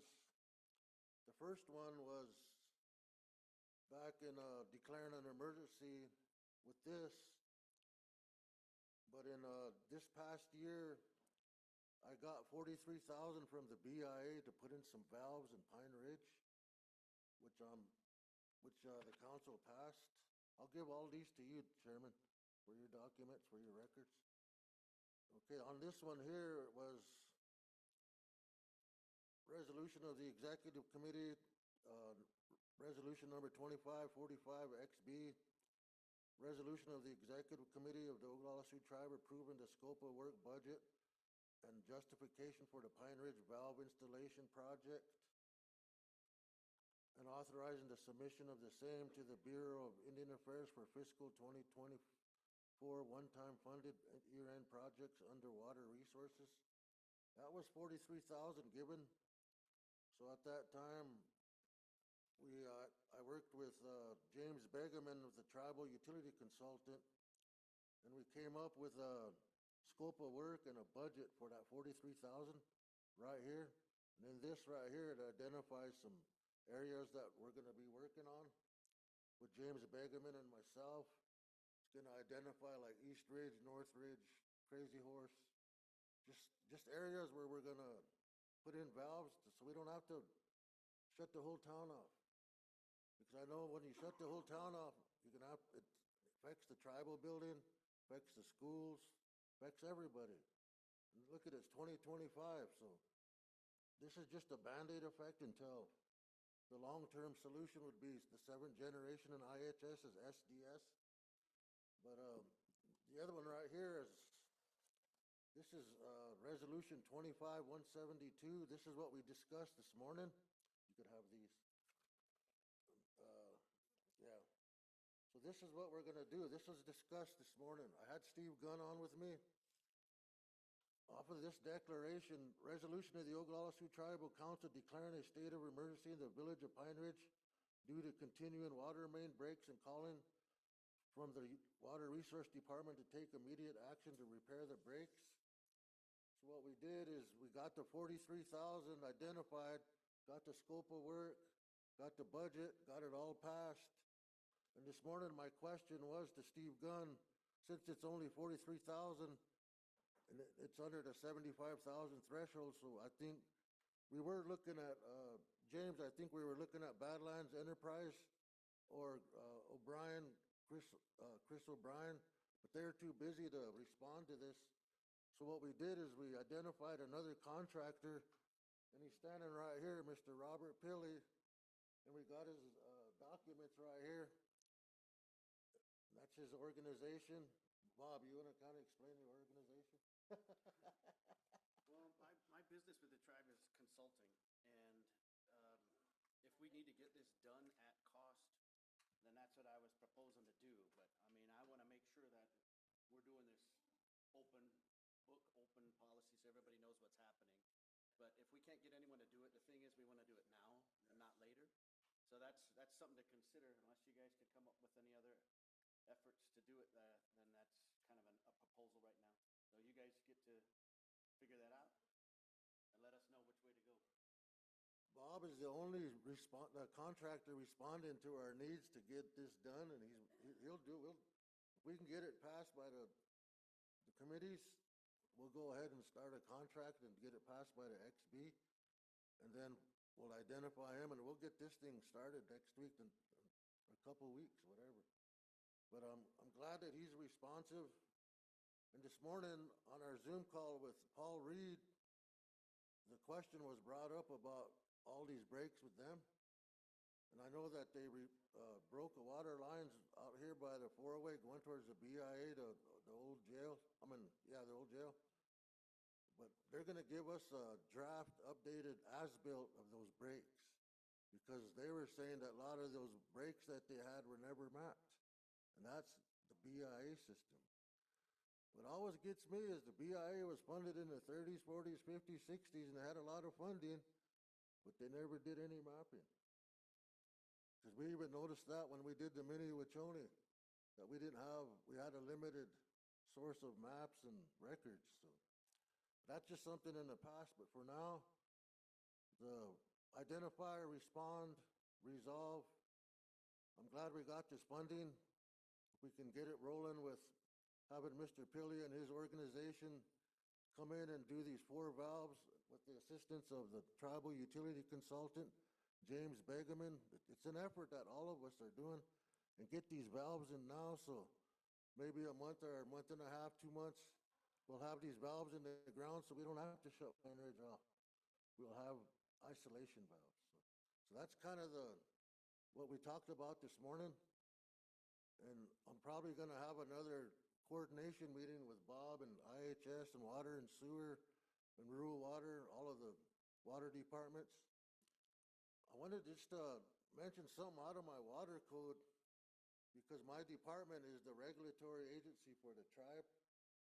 And under the water code, under Chapter 9, water quality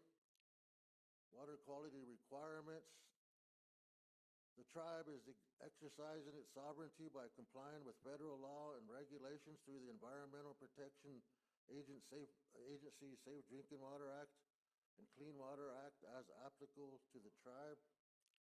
The water quality standards of the Safe Drinking Act, an application and use of water for potable water supplies under the code, the minimum primary and secondary Safe Drinking Act water standards of the United States EPA will be required to be followed and continued uses of the waters of the Oglala Sioux tribe.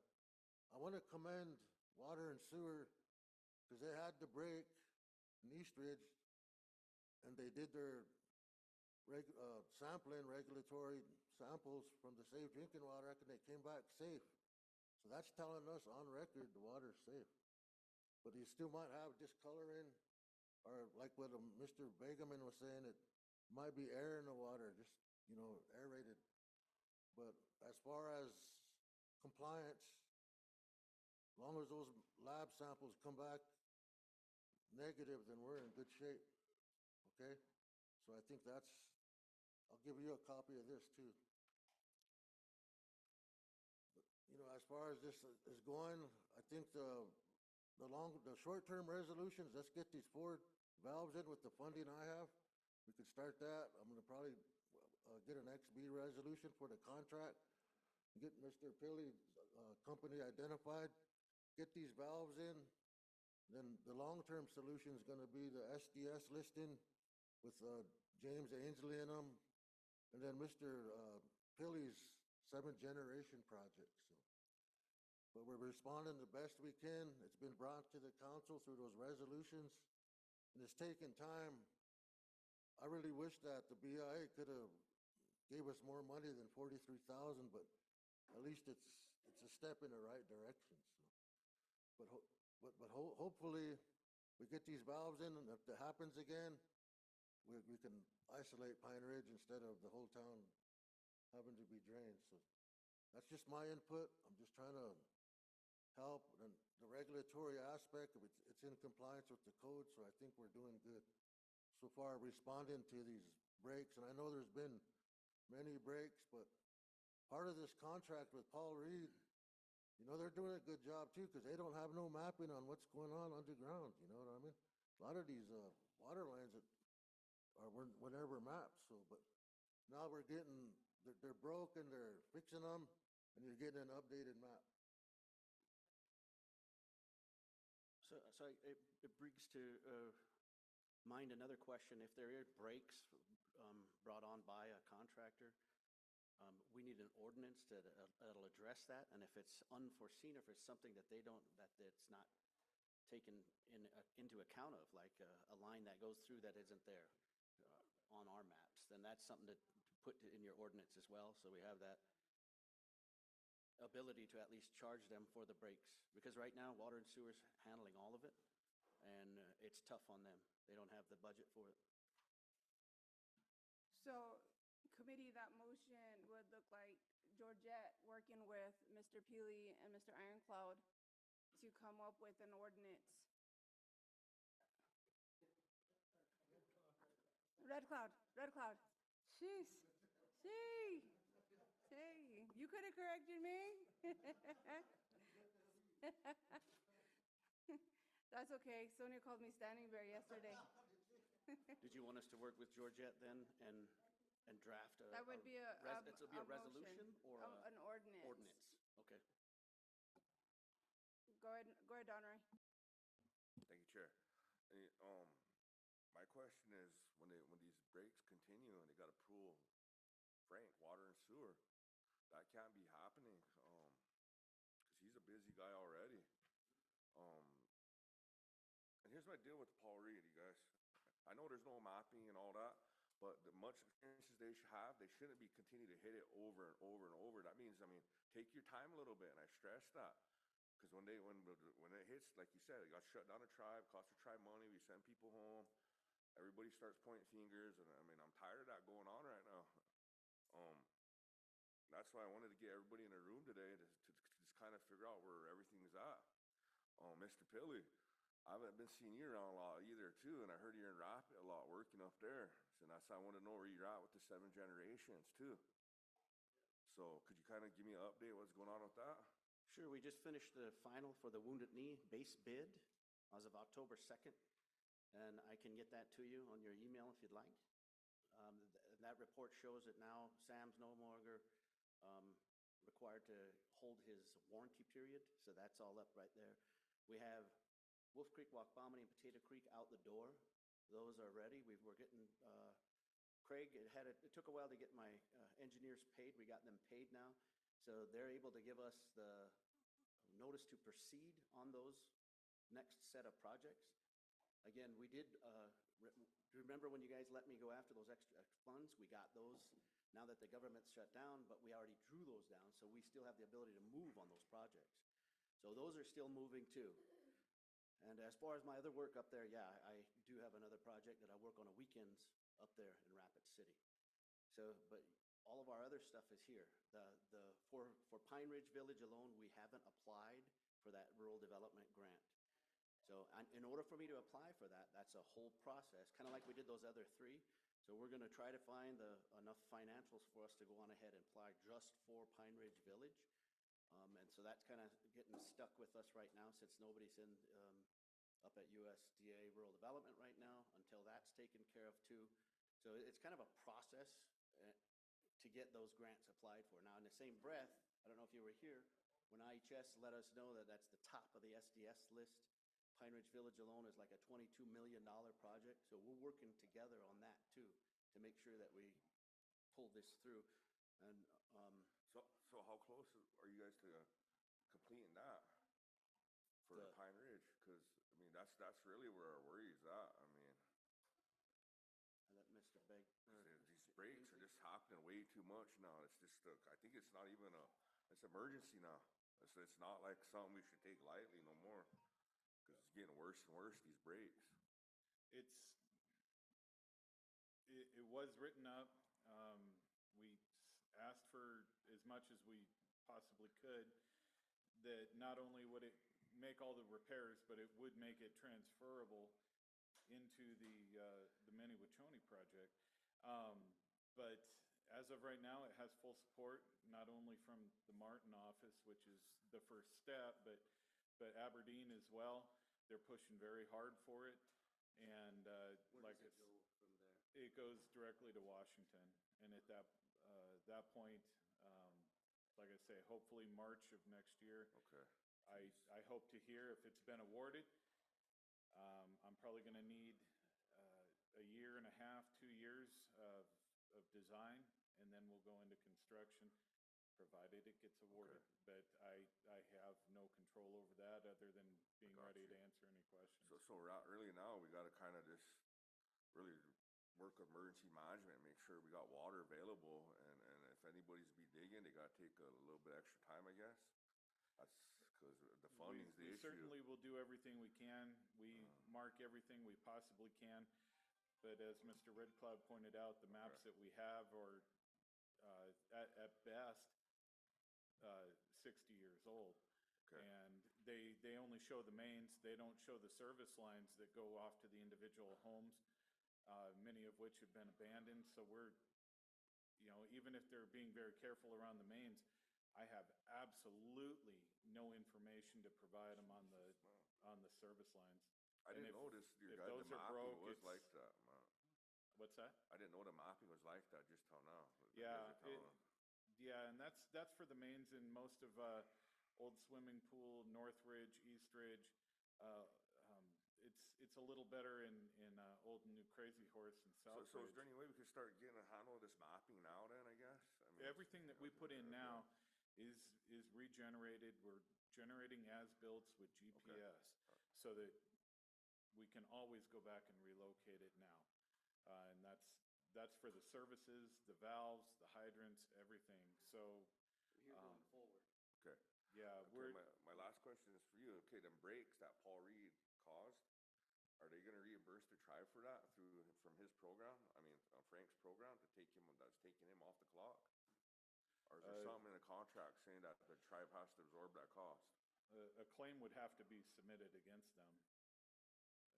And to my knowledge, nothing's been done so far. So that's why the motion needs to be made, that resolution or that ordinance needs to be drafted with Georgette so that we can have that in place, so that they can be held accountable and for those fines be paid or be made against any contractor that affects our infrastructure when they're doing any digs, any builds, or anything that affects, our grounds, our infrastructure, our lands, or our water, to that effect.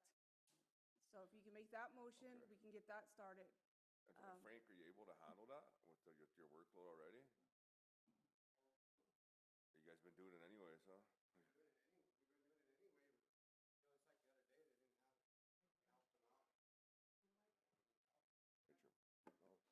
We gave him a hand because he didn't have any help.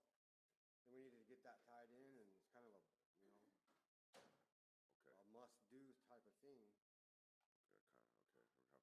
Okay, we have to think about that. Then, Steve, do you guys have water, I guess, just in case, like, because I know that was brought up yesterday in Law and Order, if you had any water on hand, just in case, I guess. So we're low right now, but we can get more coming in. I think, I was talking with Bobby on what we want to do. If we have breaks, do we want to go to a 3-gallon jug for homes? Do we want to stick with case water? Do we want to, help people out? Because they use it for a lot of things, hygiene, babies, and dishes, flush water, things like that, to get through these. So, working with Bobby right now to get, quotes, and where we get the best water. I'll be honest with you guys, I really don't want to work with now water anymore. I don't know if that's some of your guys' friends, but I don't care. I just don't want to do anything with now water anymore. It's kind of got some funk to it. So that's what we've seen, not what I've heard. That's what I've seen personally. So we'll be looking at somebody else to provide water for us. And we've got like limited resources for the water too. And the water that did come was tested good again. And they're going to lift the boil water ban. That ban is specific. It's a protocol for the Safe Water Act. So whenever the water pressure drops below 20 or there's a break, it's required by law that you put that out there. Yeah. So it's not like the water's bad because that's the Mini-Wachoni stuff. It's just that that's the protocol. Yeah. It's mandatory that we do that. The water's good. We test it. As soon as it breaks over, we turn the water back on. We test it. The minute it comes back on, and the day after. So the water's good. And it's treated, so there's got some pretty good high-quality treatment in there, and it'll kill pathogens. That's what it's designed to do. And I just got one more question. Is this kind of like for a committee? Is that, I know Frank said they were helping just because they had to help, but really that's not even in his description to go help construction companies. Well, we're just trying to get it back on. Yeah, I understand that, but it's just something that we got to figure out that I don't know if the chief of staff or. Let's do, if you do that, if you run that motion, then we'll be working to put that ordinance together so that if anybody does that from here on forward, then that way there's a reaction that the tribe can, or a remedy, and use their And what I mean, insurance or what I mean by help is that whenever something like that happens, they can go over and shut a valve off and then fix it. I have to go and quarterback the whole thing, give notices, and shut down the whole town is what I mean by help. Got you guys. And that's why I'm glad you guys all came, because now it's kind of cleared it all up. Appreciate all you guys coming, for real, because. Yeah, but other than that, the water's safe. Okay. Mandatory we do this. All right, thank you guys. So I have Beef, then Jackie. Yeah, thanks for coming, you guys. Just for the record, most of my questions were already addressed. But there was another committee that's supposed to ask about the breaks and the liability of it. But you answered all the questions in part. So I'm off. I'm clear for the clarification on the. But I heard the records were taken of the pipes and stuff, taken back to Aberdeen and never came back. So I think that's where you guys are having trouble. There's no mapping. There's no maps. Actually, we have everything that's available, and we readily share it with any tribal utility that requests it. So that's good to hear that you got maps now. So as good as they are, like I say, they're still 60 years old. In the case of the BIA, they're 90 years old. Yeah. So it's. But I remember everybody used to drink water from the creek too. So I don't know what's the problem here is. People are sterile right now, huh? But thanks. Beef inside water and sewer, we have a red folder that's this thick of hand-drawn maps of Justin Pine Ridge. So, and it has old school, measure 3 ways to find that kind of stuff. So we do have those things too, but, you know, it's gonna take a while, like if we had somebody to digitize those even, and then try to locate some of those things. But there are some older stuff in there. Some of this, the systems have been put in for, I mean, a long time. When grandma used to live on the hill with the pump, you know, hand pump. Jackie, then Craig. Yeah, I think the question I wanted to ask was, they mentioned something about filing a claim with them. Is that, who does that? Who would file the claim? Maybe they have insurance that would cover these breaks that happened. Well, yeah, it would be incumbent upon the tribe if you want to make the claim against them. But I would just, you know, add in, I assume you're going to have your legal staff form the ordinance, but, you know, this contract is already in place, so to do it retroactively, I'm not the lawyer. I'll let them handle that. But also just be aware that the tribe doesn't subscribe to one call. So that's universally what contractors use. And when they're going to be digging, they call Golden West, any other utility is going to go out and mark it. But water and sewer does not get marked because the tribe doesn't subscribe to that. So you might have to just be aware of that. When we do get calls, we have no staff to go out and mark. And that was going to be my other point is, should you see fit to include that in your ordinance, I mean, Frank, you can only pull him so far. He's stretched pretty thin. Yeah, he's already to his extent. You're going to need additional staff. I just want to be honest with you. Go ahead, Craig. My concern though is if we draft an ordinance now, it's after the fact. So in dealing with the construction here, we should draft a resolution, then draft our ordinance. That way we don't lose because you can't make a law that goes back. That's my main concern. So a resolution to deal with it, and then we'll have our ordinance drafted. So is that your motion? Okay. So the motion for Georgette, our attorney, to work with Mr. Peely and Mr. Red Cloud to draft a resolution regarding the fining. Addressing the breaks so far. Okay, addressing the breaks so far and the fining of the construction companies. The cost that we've incurred, that's what we should try to recoup. Okay. Yeah. And John, wait a second. Plus fine. Can we incorporate into part of the water code? So that it's part of our structure going forward from here on? Because when we're dead, it'll still be moving. Yeah, that's why we're gonna draft a resolution, that'll be part of it, and then our ordinance that's drafted. Because like I said, we can't make one that goes back. Our resolution has to be from that day forward. Can I make a recommendation too, that the existing water code, the one I gave you, if maybe the tribal attorneys could look at it and see if there's anything in there that is binding for punitive damages? You know what I mean? Because there might be in there, because I didn't really ask whoever the attorney is to look at it and look at the enforcement section.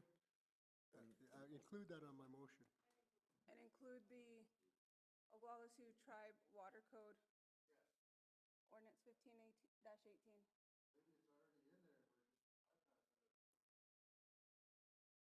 To review it? Yep. Just my thought. Okay. And then run the motion.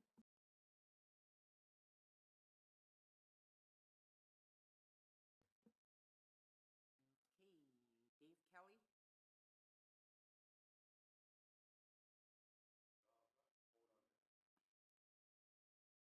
Craig Dillon? Jackie Sears? Uh-huh. Downright Gosper?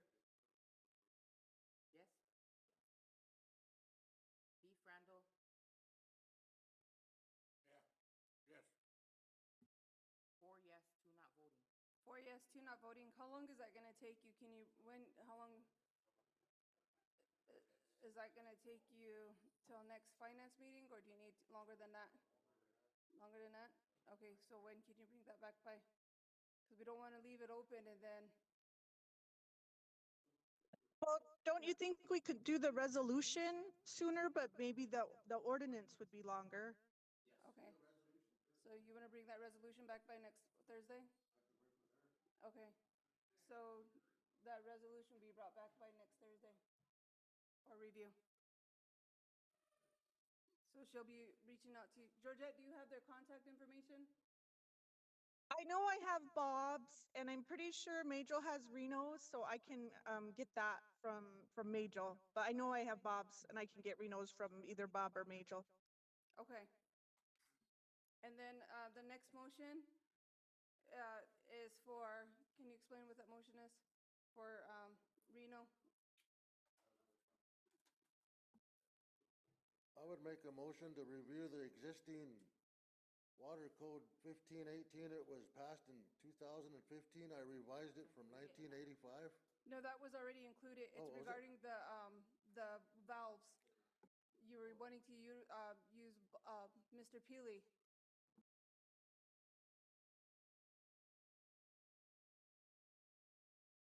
I'm requesting the committee to approve Robert Peely's organization to do the valve installations off the scope of work and budget for the 43,000 from the BIA funding. That's Craig's motion. Is there a second? And you have the resolutions already too, so. I will listen to it. Dave Kelly?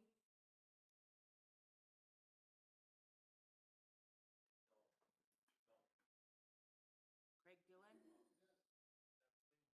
Jackie Sears? Uh-huh. Donroy Gosper? Beef Randall? Yes. 4 yes, 1 no, 1 not voting. 4 yes, 1 no, 1 not voting. Motion passed. I just have one more.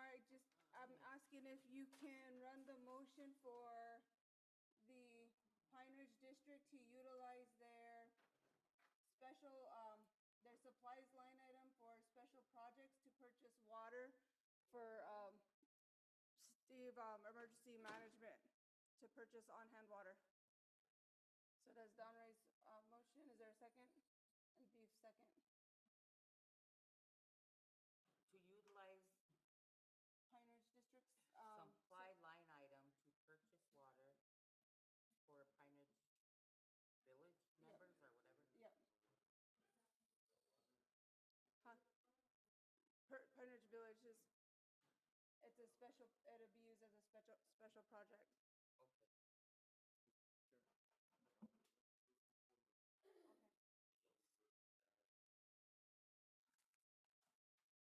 Dave Kelly?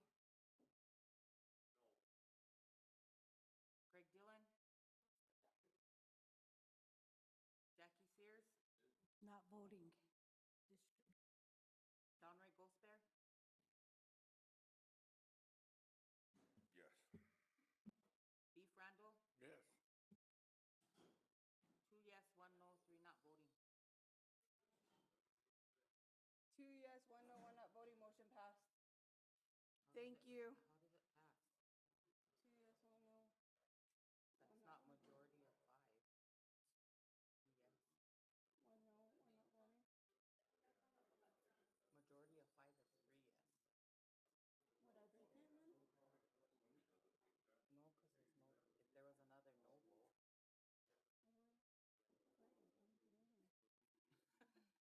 Before you go, we have an elder that would like to address the committee.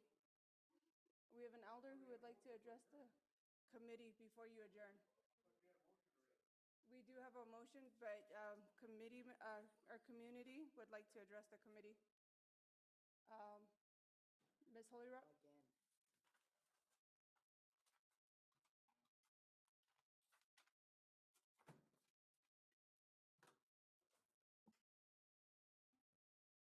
Thank Thank you for allowing me to address the committee again. I was here last week, and, Bonnie Holy Rock, Wakbamne District.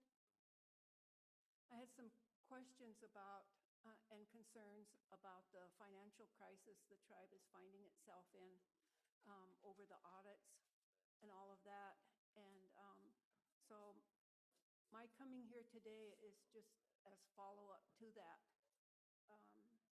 A group of us met the other day, and I was tasked with some questions to bring to the committee, just so we can get a better understanding and handle on what's happening.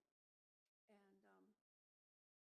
concerns about elderly and this upcoming winter and some of their concerns and worries.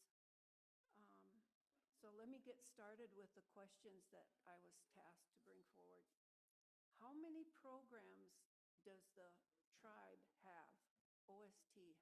How many overall programs do you have? Does anybody know, or who would know that? Go ahead, Donroy. I think it was 62 or 63. Total programs, IDC and general fund. Is there a listing? There's a 67. Is it six? I'm sorry, Bonnie. 67? Yeah, I knew it was somewhere in the 60s right there. And where would we get a listing of that, just so we know where the HR? Is the chief of staff responsible for overseeing all of those programs, all 67? He isn't. Who is? I mean, who works with the directors and things? The chief of staff is over 27 of those programs, I believe, and at the time it was a comptroller, but we do not have a comptroller at the moment. Temporarily, the remainder of those programs are under the treasurer until we assign. Right now, we are in the process of looking at a CPA, and there was discussion of possibly having a CPA and another comptroller or leadership to put those programs under. So that's still in discussion. Okay. Is there any anticipated time frame when that would be settled? I am tasked to set up a financial management working session, and at that time we will discuss that, and I believe that's within the next 30 days. So if you're looking at both a CPA and a comptroller, those job descriptions would already be in place, right? Yes. And it's just, okay. So it would be just a matter of, once that's settled on, then HR could run the advertisements? Finding the funding, approving the funding, and then running the advertisements. Okay. So that wouldn't be coming from BIA, because they're just, the money they found is for an auditing firm to deal with the outstanding audits, right? Yes. Go ahead, Jackie. You know, I think that the tribe gets contract support dollars, and I was told that that can be used also for CPA. And the amount we were given at that meeting, it said we're going to be paying a CPA 200 plus thousand a year. But when you look up the average CPA salary, it's from 90 to 120. So I don't think it's as high as they're saying. I looked for South Dakota. It was 165 average for the state of South Dakota in this area. The other question I have is, how many programs have been lost because of the financial crisis we're in? Just one so far was a RIF.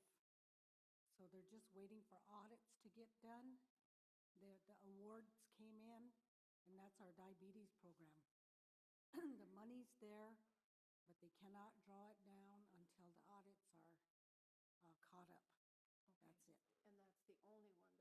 so far, yeah. Okay.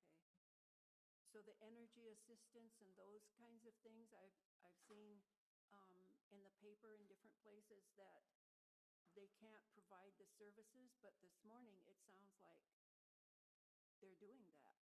Right. How is that I would happening? discourage the social media pages that put out misinformation. I was hoping that our meeting would go live so that we can clear up the information that was put out. Because it wasn't in the newspaper, it was on those social media pages such as Lakota Politics, the corrupted pages. That's misinformation, and I think we put out the clear information that they do have funding. I believe you heard how much funding she has.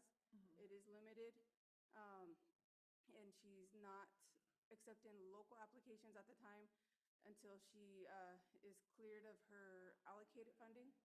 But she does have available funding, and she also has CSBG funding, that's off-reservation funding available. There's no misspending. She just wants to ensure that her allocated funding is cleared before she accepts for more applications.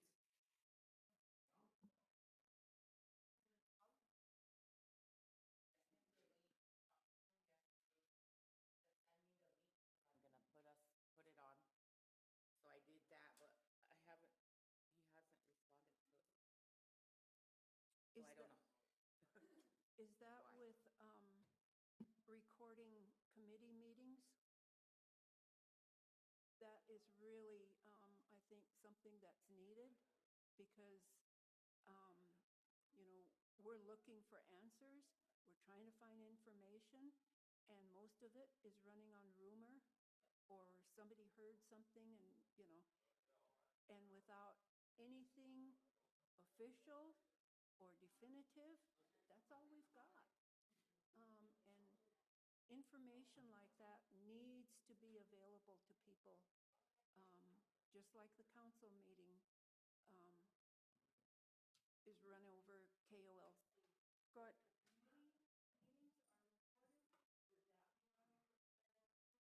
Bonnie, after we get done speaking with you, I think we're gonna talk about the guy that's supposed to be in charge of that. But we did put somebody in charge of that, but for some reason, he's been falling short on that, and I'm sorry. We've been discussing that about him for the past 60 days.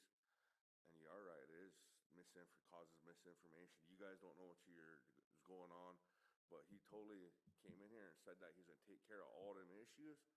And apparently, the guy he's not doing it, long story short. And I'm sorry that it's not happening. And then after we get done with you, we're gonna talk about him a little bit too. Might even try to take some action.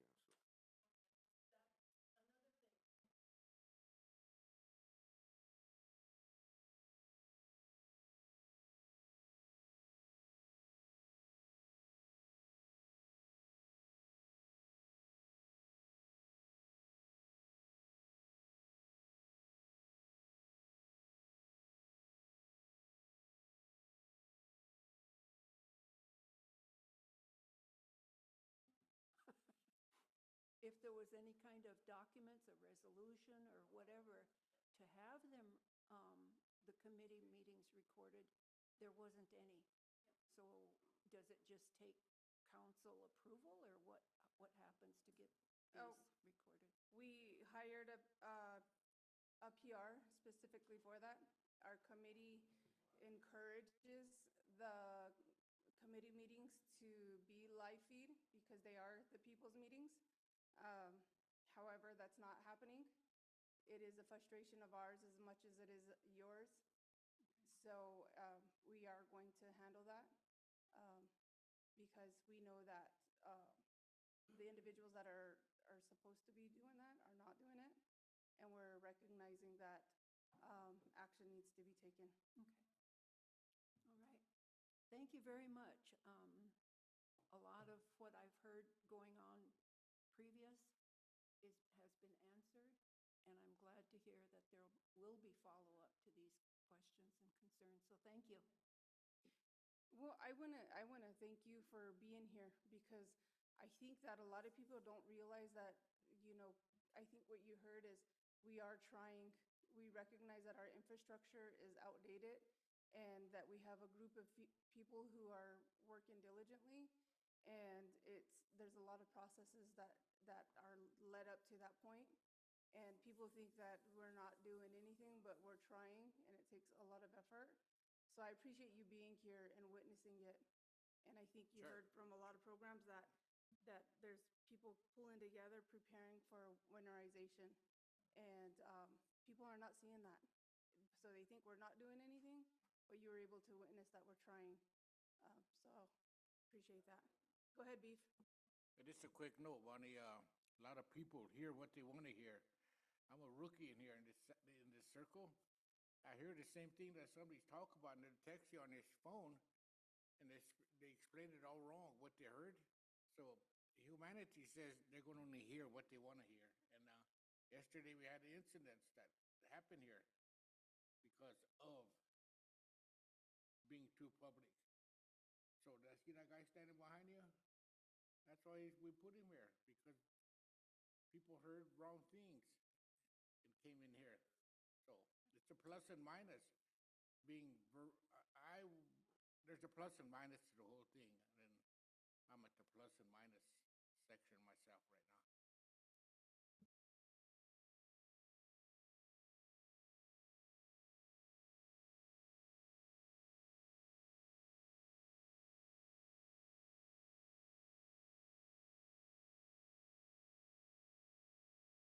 Georgette, or Lynn, where do we go to? Where's Yami's contract? I don't, Cora might have it. Cora, remember? Cora? Yeah. Could you ask her to bring his, or get his contract?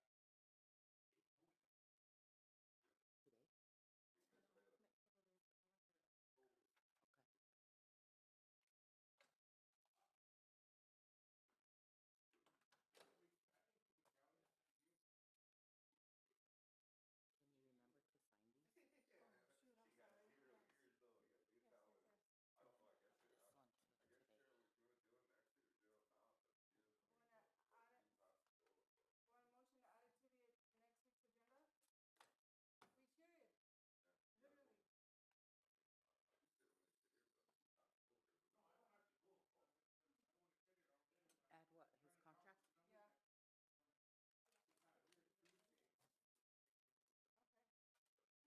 Georgette, do you have a copy of that? Georgette, do you have a copy of our PR's contract? I'll have to search, because I'm trying to think, I don't recall that I was the one who reviewed it, so I would have to search and see, I mean, if Majel was the one who reviewed it, it might be on our server, but I don't believe I was the one who got the contract for review.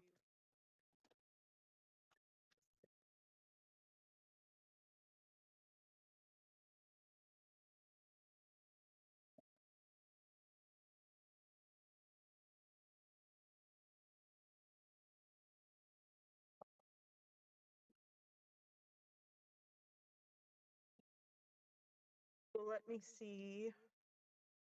I'll have to, like I said, look on the server.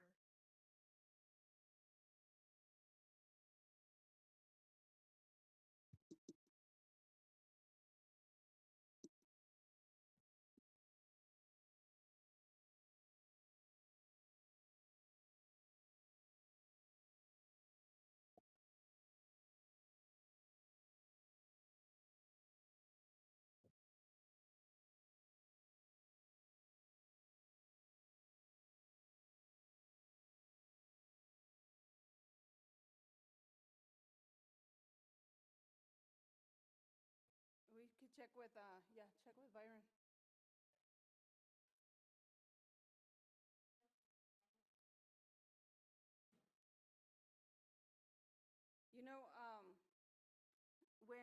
questioned it the last time. He talked about what he was doing. He talked about the supplies he was waiting for. And I asked where he was at and why information wasn't getting out. And I made the comment, I said, well, if it's a matter of just posting the agenda, I can do that. And he did his report and he looked at me and he said, I have 10,000 followers. And I took it as a threat and I said, okay, I'm not threatened easily because I know how politics are. With that being said, I know with Oyate that's how some people were used when every time we questioned them. And I hate that idea that we use people like that. And well, I'm going to get people on you. I'm not afraid of that. And we need to stop doing that. We just need to get the word out.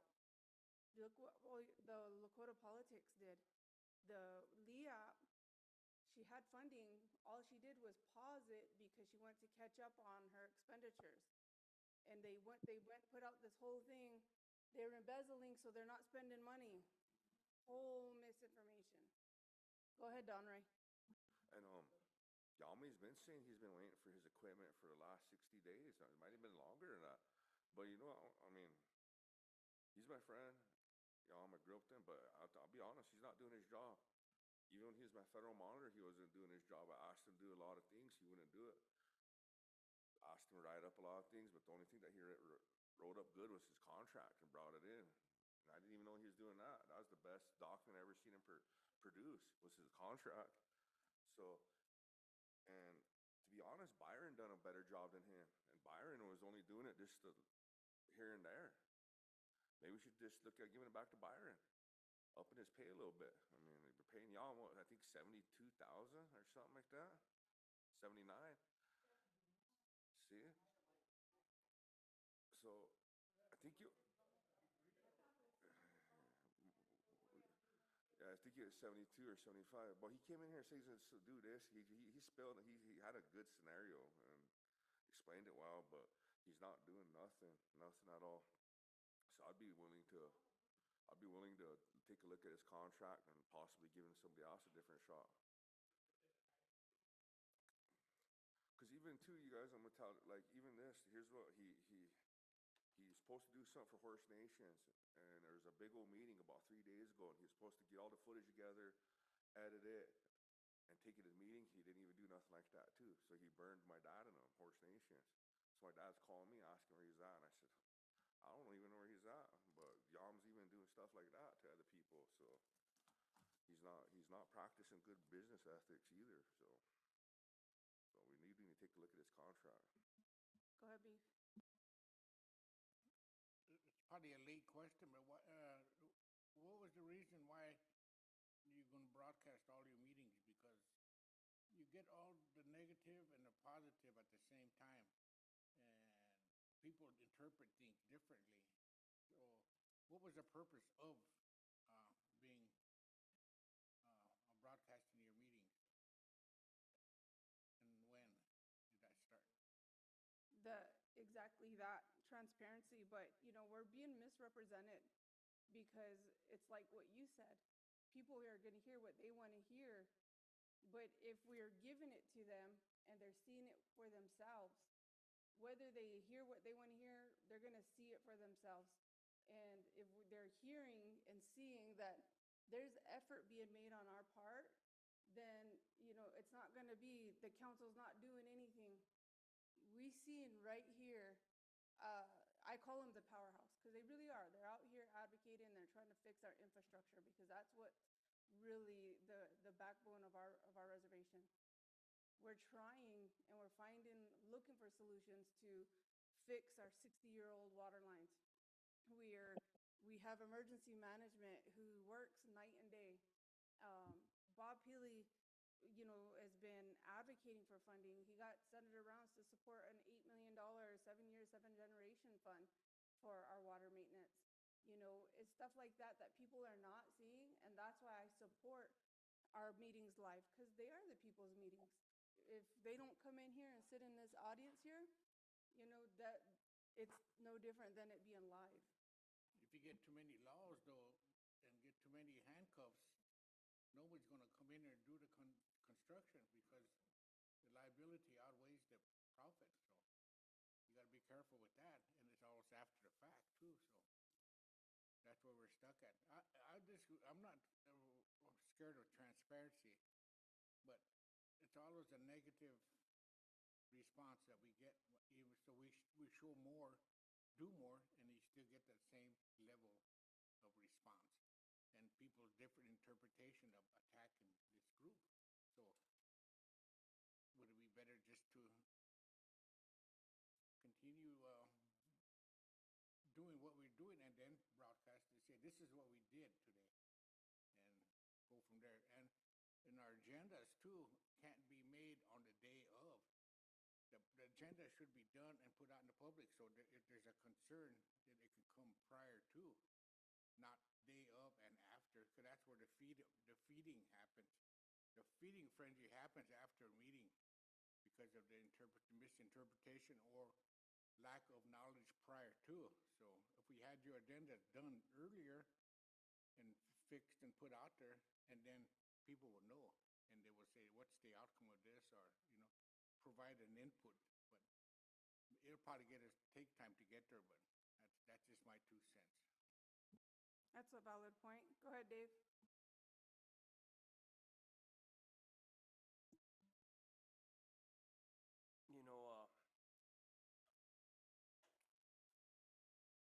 For years I had to sit back and listen and take whatever came out of this tribal council and had to take it in stride. But I think, going back to Mr. Randall and his question of concern was about the negativity that's coming back. And, it's always been there, the negativity, even prior to the Zoom items and the broadcasting of officials. But with that being said, I think, the scrutiny that's coming now is the hostility that's being brought forth of years and years of accumulation from people. And, I commend, a lot of the tribal council for trying to express what's happening with our finances, and I think it all boils down to finances.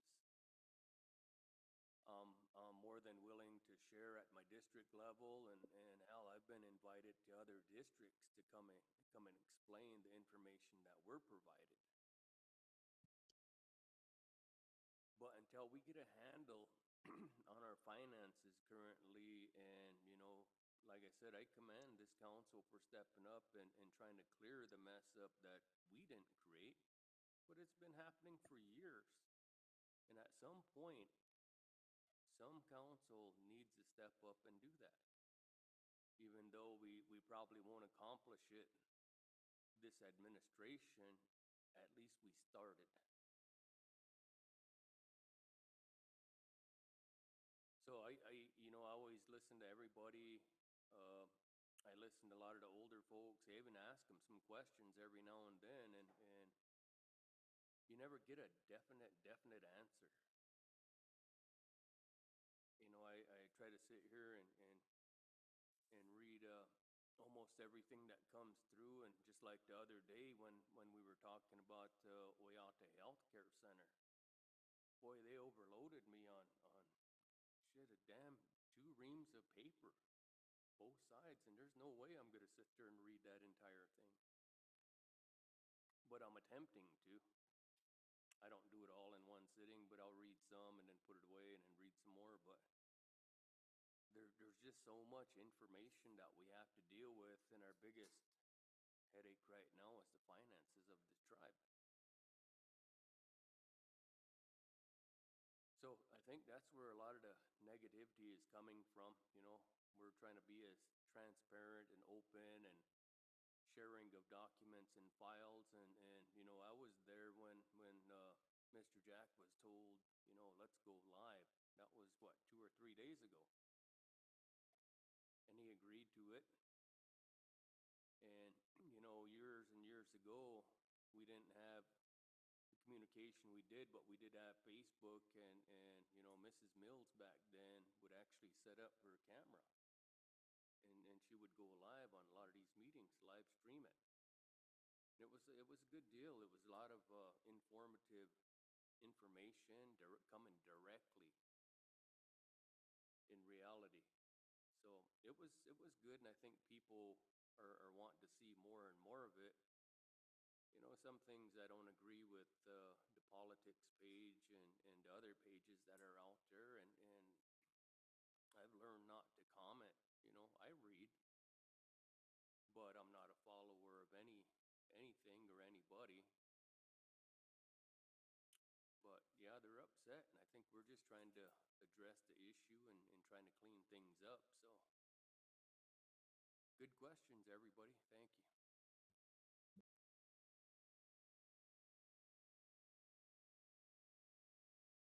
Nothing on the contract yet. Lynn's been looking. Go ahead. Good afternoon, committee. You know, as everybody knows, that things aren't going good, but, you know, always look at this council, this government that we are, as like a runaway train, so to speak, and talking about the finances, and you can't stop it, but you, like Dave said, you can slow it down. You know, two things I really like to share, you know, with you and whoever else would listen. One is that you guys should have a discussion exactly about this media. You know, take time to actually talk about it, look at it, and listen to it, because the other part that's missing too is that, what do the people think? What do the people want? You know, that's the other part too. And I agree with both sides. I mean, I'm for going live, and I'm also could see that the challenges of not going, you know, the benefits of both sides. But I think if they would take time to discuss it and people get their input, and like our elders, our people, and then go from there. Because right away, what we do is, like, a lot of times somebody will come here, make a motion, a resolution, and a lot of times it wasn't even discussed or talked about, and it gets passed, and it comes back to haunt, you know, because there was some things legally or technically that didn't quite, you know, didn't quite go well. But so that's only two things I would like to say is, if they want to, they could. If you guys want to, you could, but nah, but we get what we put into it, basically, you know. And as a tribal member, you know, if I hear something, I'd like to see it in writing. I don't want to hear from somebody that says it's this or it's that way. I want to see it in black and white, you know. And then, so the days, I think what we're in the transition of the days of the past, when council was in the 60s and 70s and 80s. It's not like that no more. 60s, 70s, 80s, they didn't have these. Now that information flies like, you know, stuff that's true and not true. You know, and so, I don't know, that's all, you know, I wanted to share with you, but, you know, it's really a lot of challenging times out there, you know. Hope you all for listening. This is, oh, sorry. Go ahead, Georgia. All I was gonna say is I don't have a copy of that contract. Okay, Chair, I'll just add him to next week's agenda. Okay, we'll do that. Just add him to next week's agenda, then deal with him then. Okay. Or, okay. I'm done. I think we need to start looking at when we give contracts to people, we don't even set a budget for them for travel. It's just continuous travel. That's all I see. They're here, they're over there, they're not here at the meetings where they're supposed to tell what we're doing so they can get that information out. Finance took this action today, and, you know, let the people know what's going on. But they're gone. I don't know, maybe it's at Great Plains, I don't know. But we need to look at why we're allowing them to just nonstop travel. Mm-hmm. That's where our problem's at. They like to travel. Because I Minneapolis when we were there, and then I see him when we're in Rapid. Yeah, yeah. And I know I jokingly was like, look at the Navajo's PR. She's out there taking pictures. Look at her camera. And I was joking, but there was some seriousness to it because she had a nice camera. She was taking pictures. She was getting up there, moving around, and here's our PR, And I'm like, so.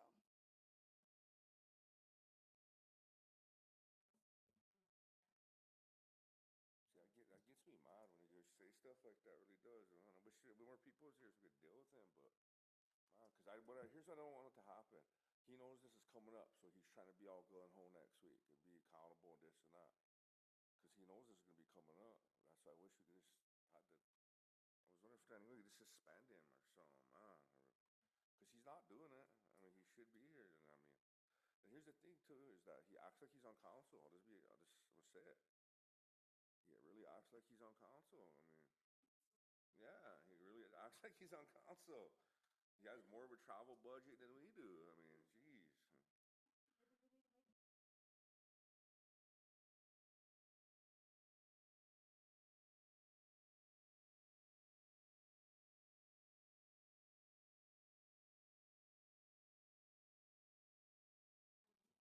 Georgia, Yes. with if the PR is under the treasurer, without how can we? How does that? How would that look? Would we have to do that on council floor to take action on the PR's travel or take any administrative action? I would suggest that. I think one of the things you can do now, and I know Cubby really wants to act now, is because the person's under the treasurer, I think you could reach out to Cora and say, hey, here's our concerns. And we're looking to move on this and see what the treasurer can say as well or get done. Let's add it to next week, and we'll address it with her. If he falls under her, then yeah. But I don't. This is my thought. Yeah, this has been ongoing, and he might perform next week. He might say, "Look, this is what we're doing now," and everybody's gonna forget because we all have short-term memory. No, this is gonna stop. We don't have deliverables because I know Jackie's mentioned that several times. What are the deliverables? We have none up to this point. So, if I would encourage that we remember that next week when it comes up. Because I think there'll be more here with the exception of those who are going to INFR next week. Mm-hmm. Mm-hmm.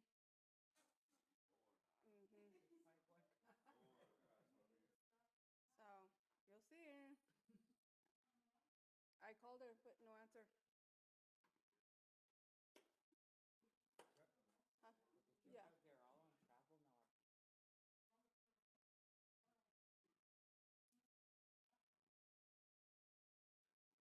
Okay.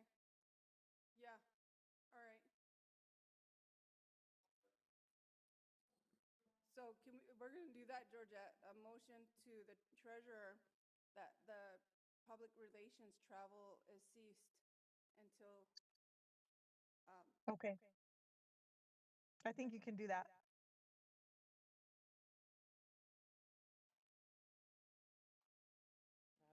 Travel until finance committee addresses him. Yep.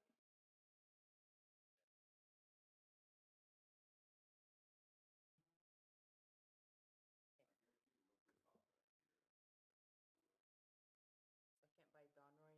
Dave Kelly.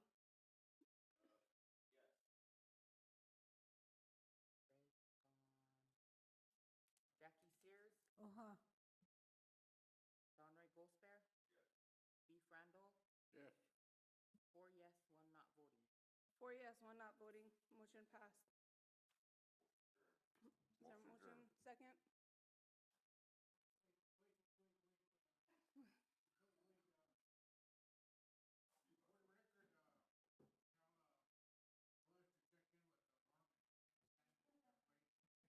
Second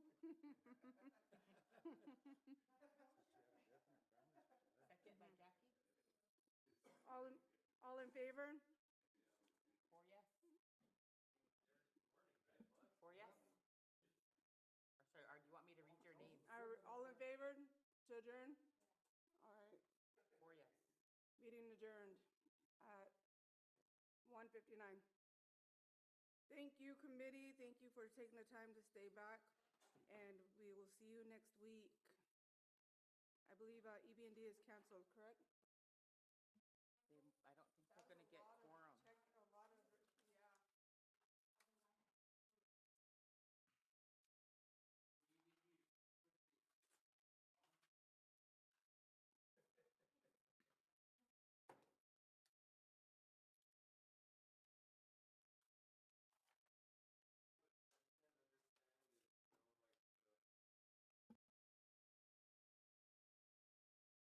Recording stopped.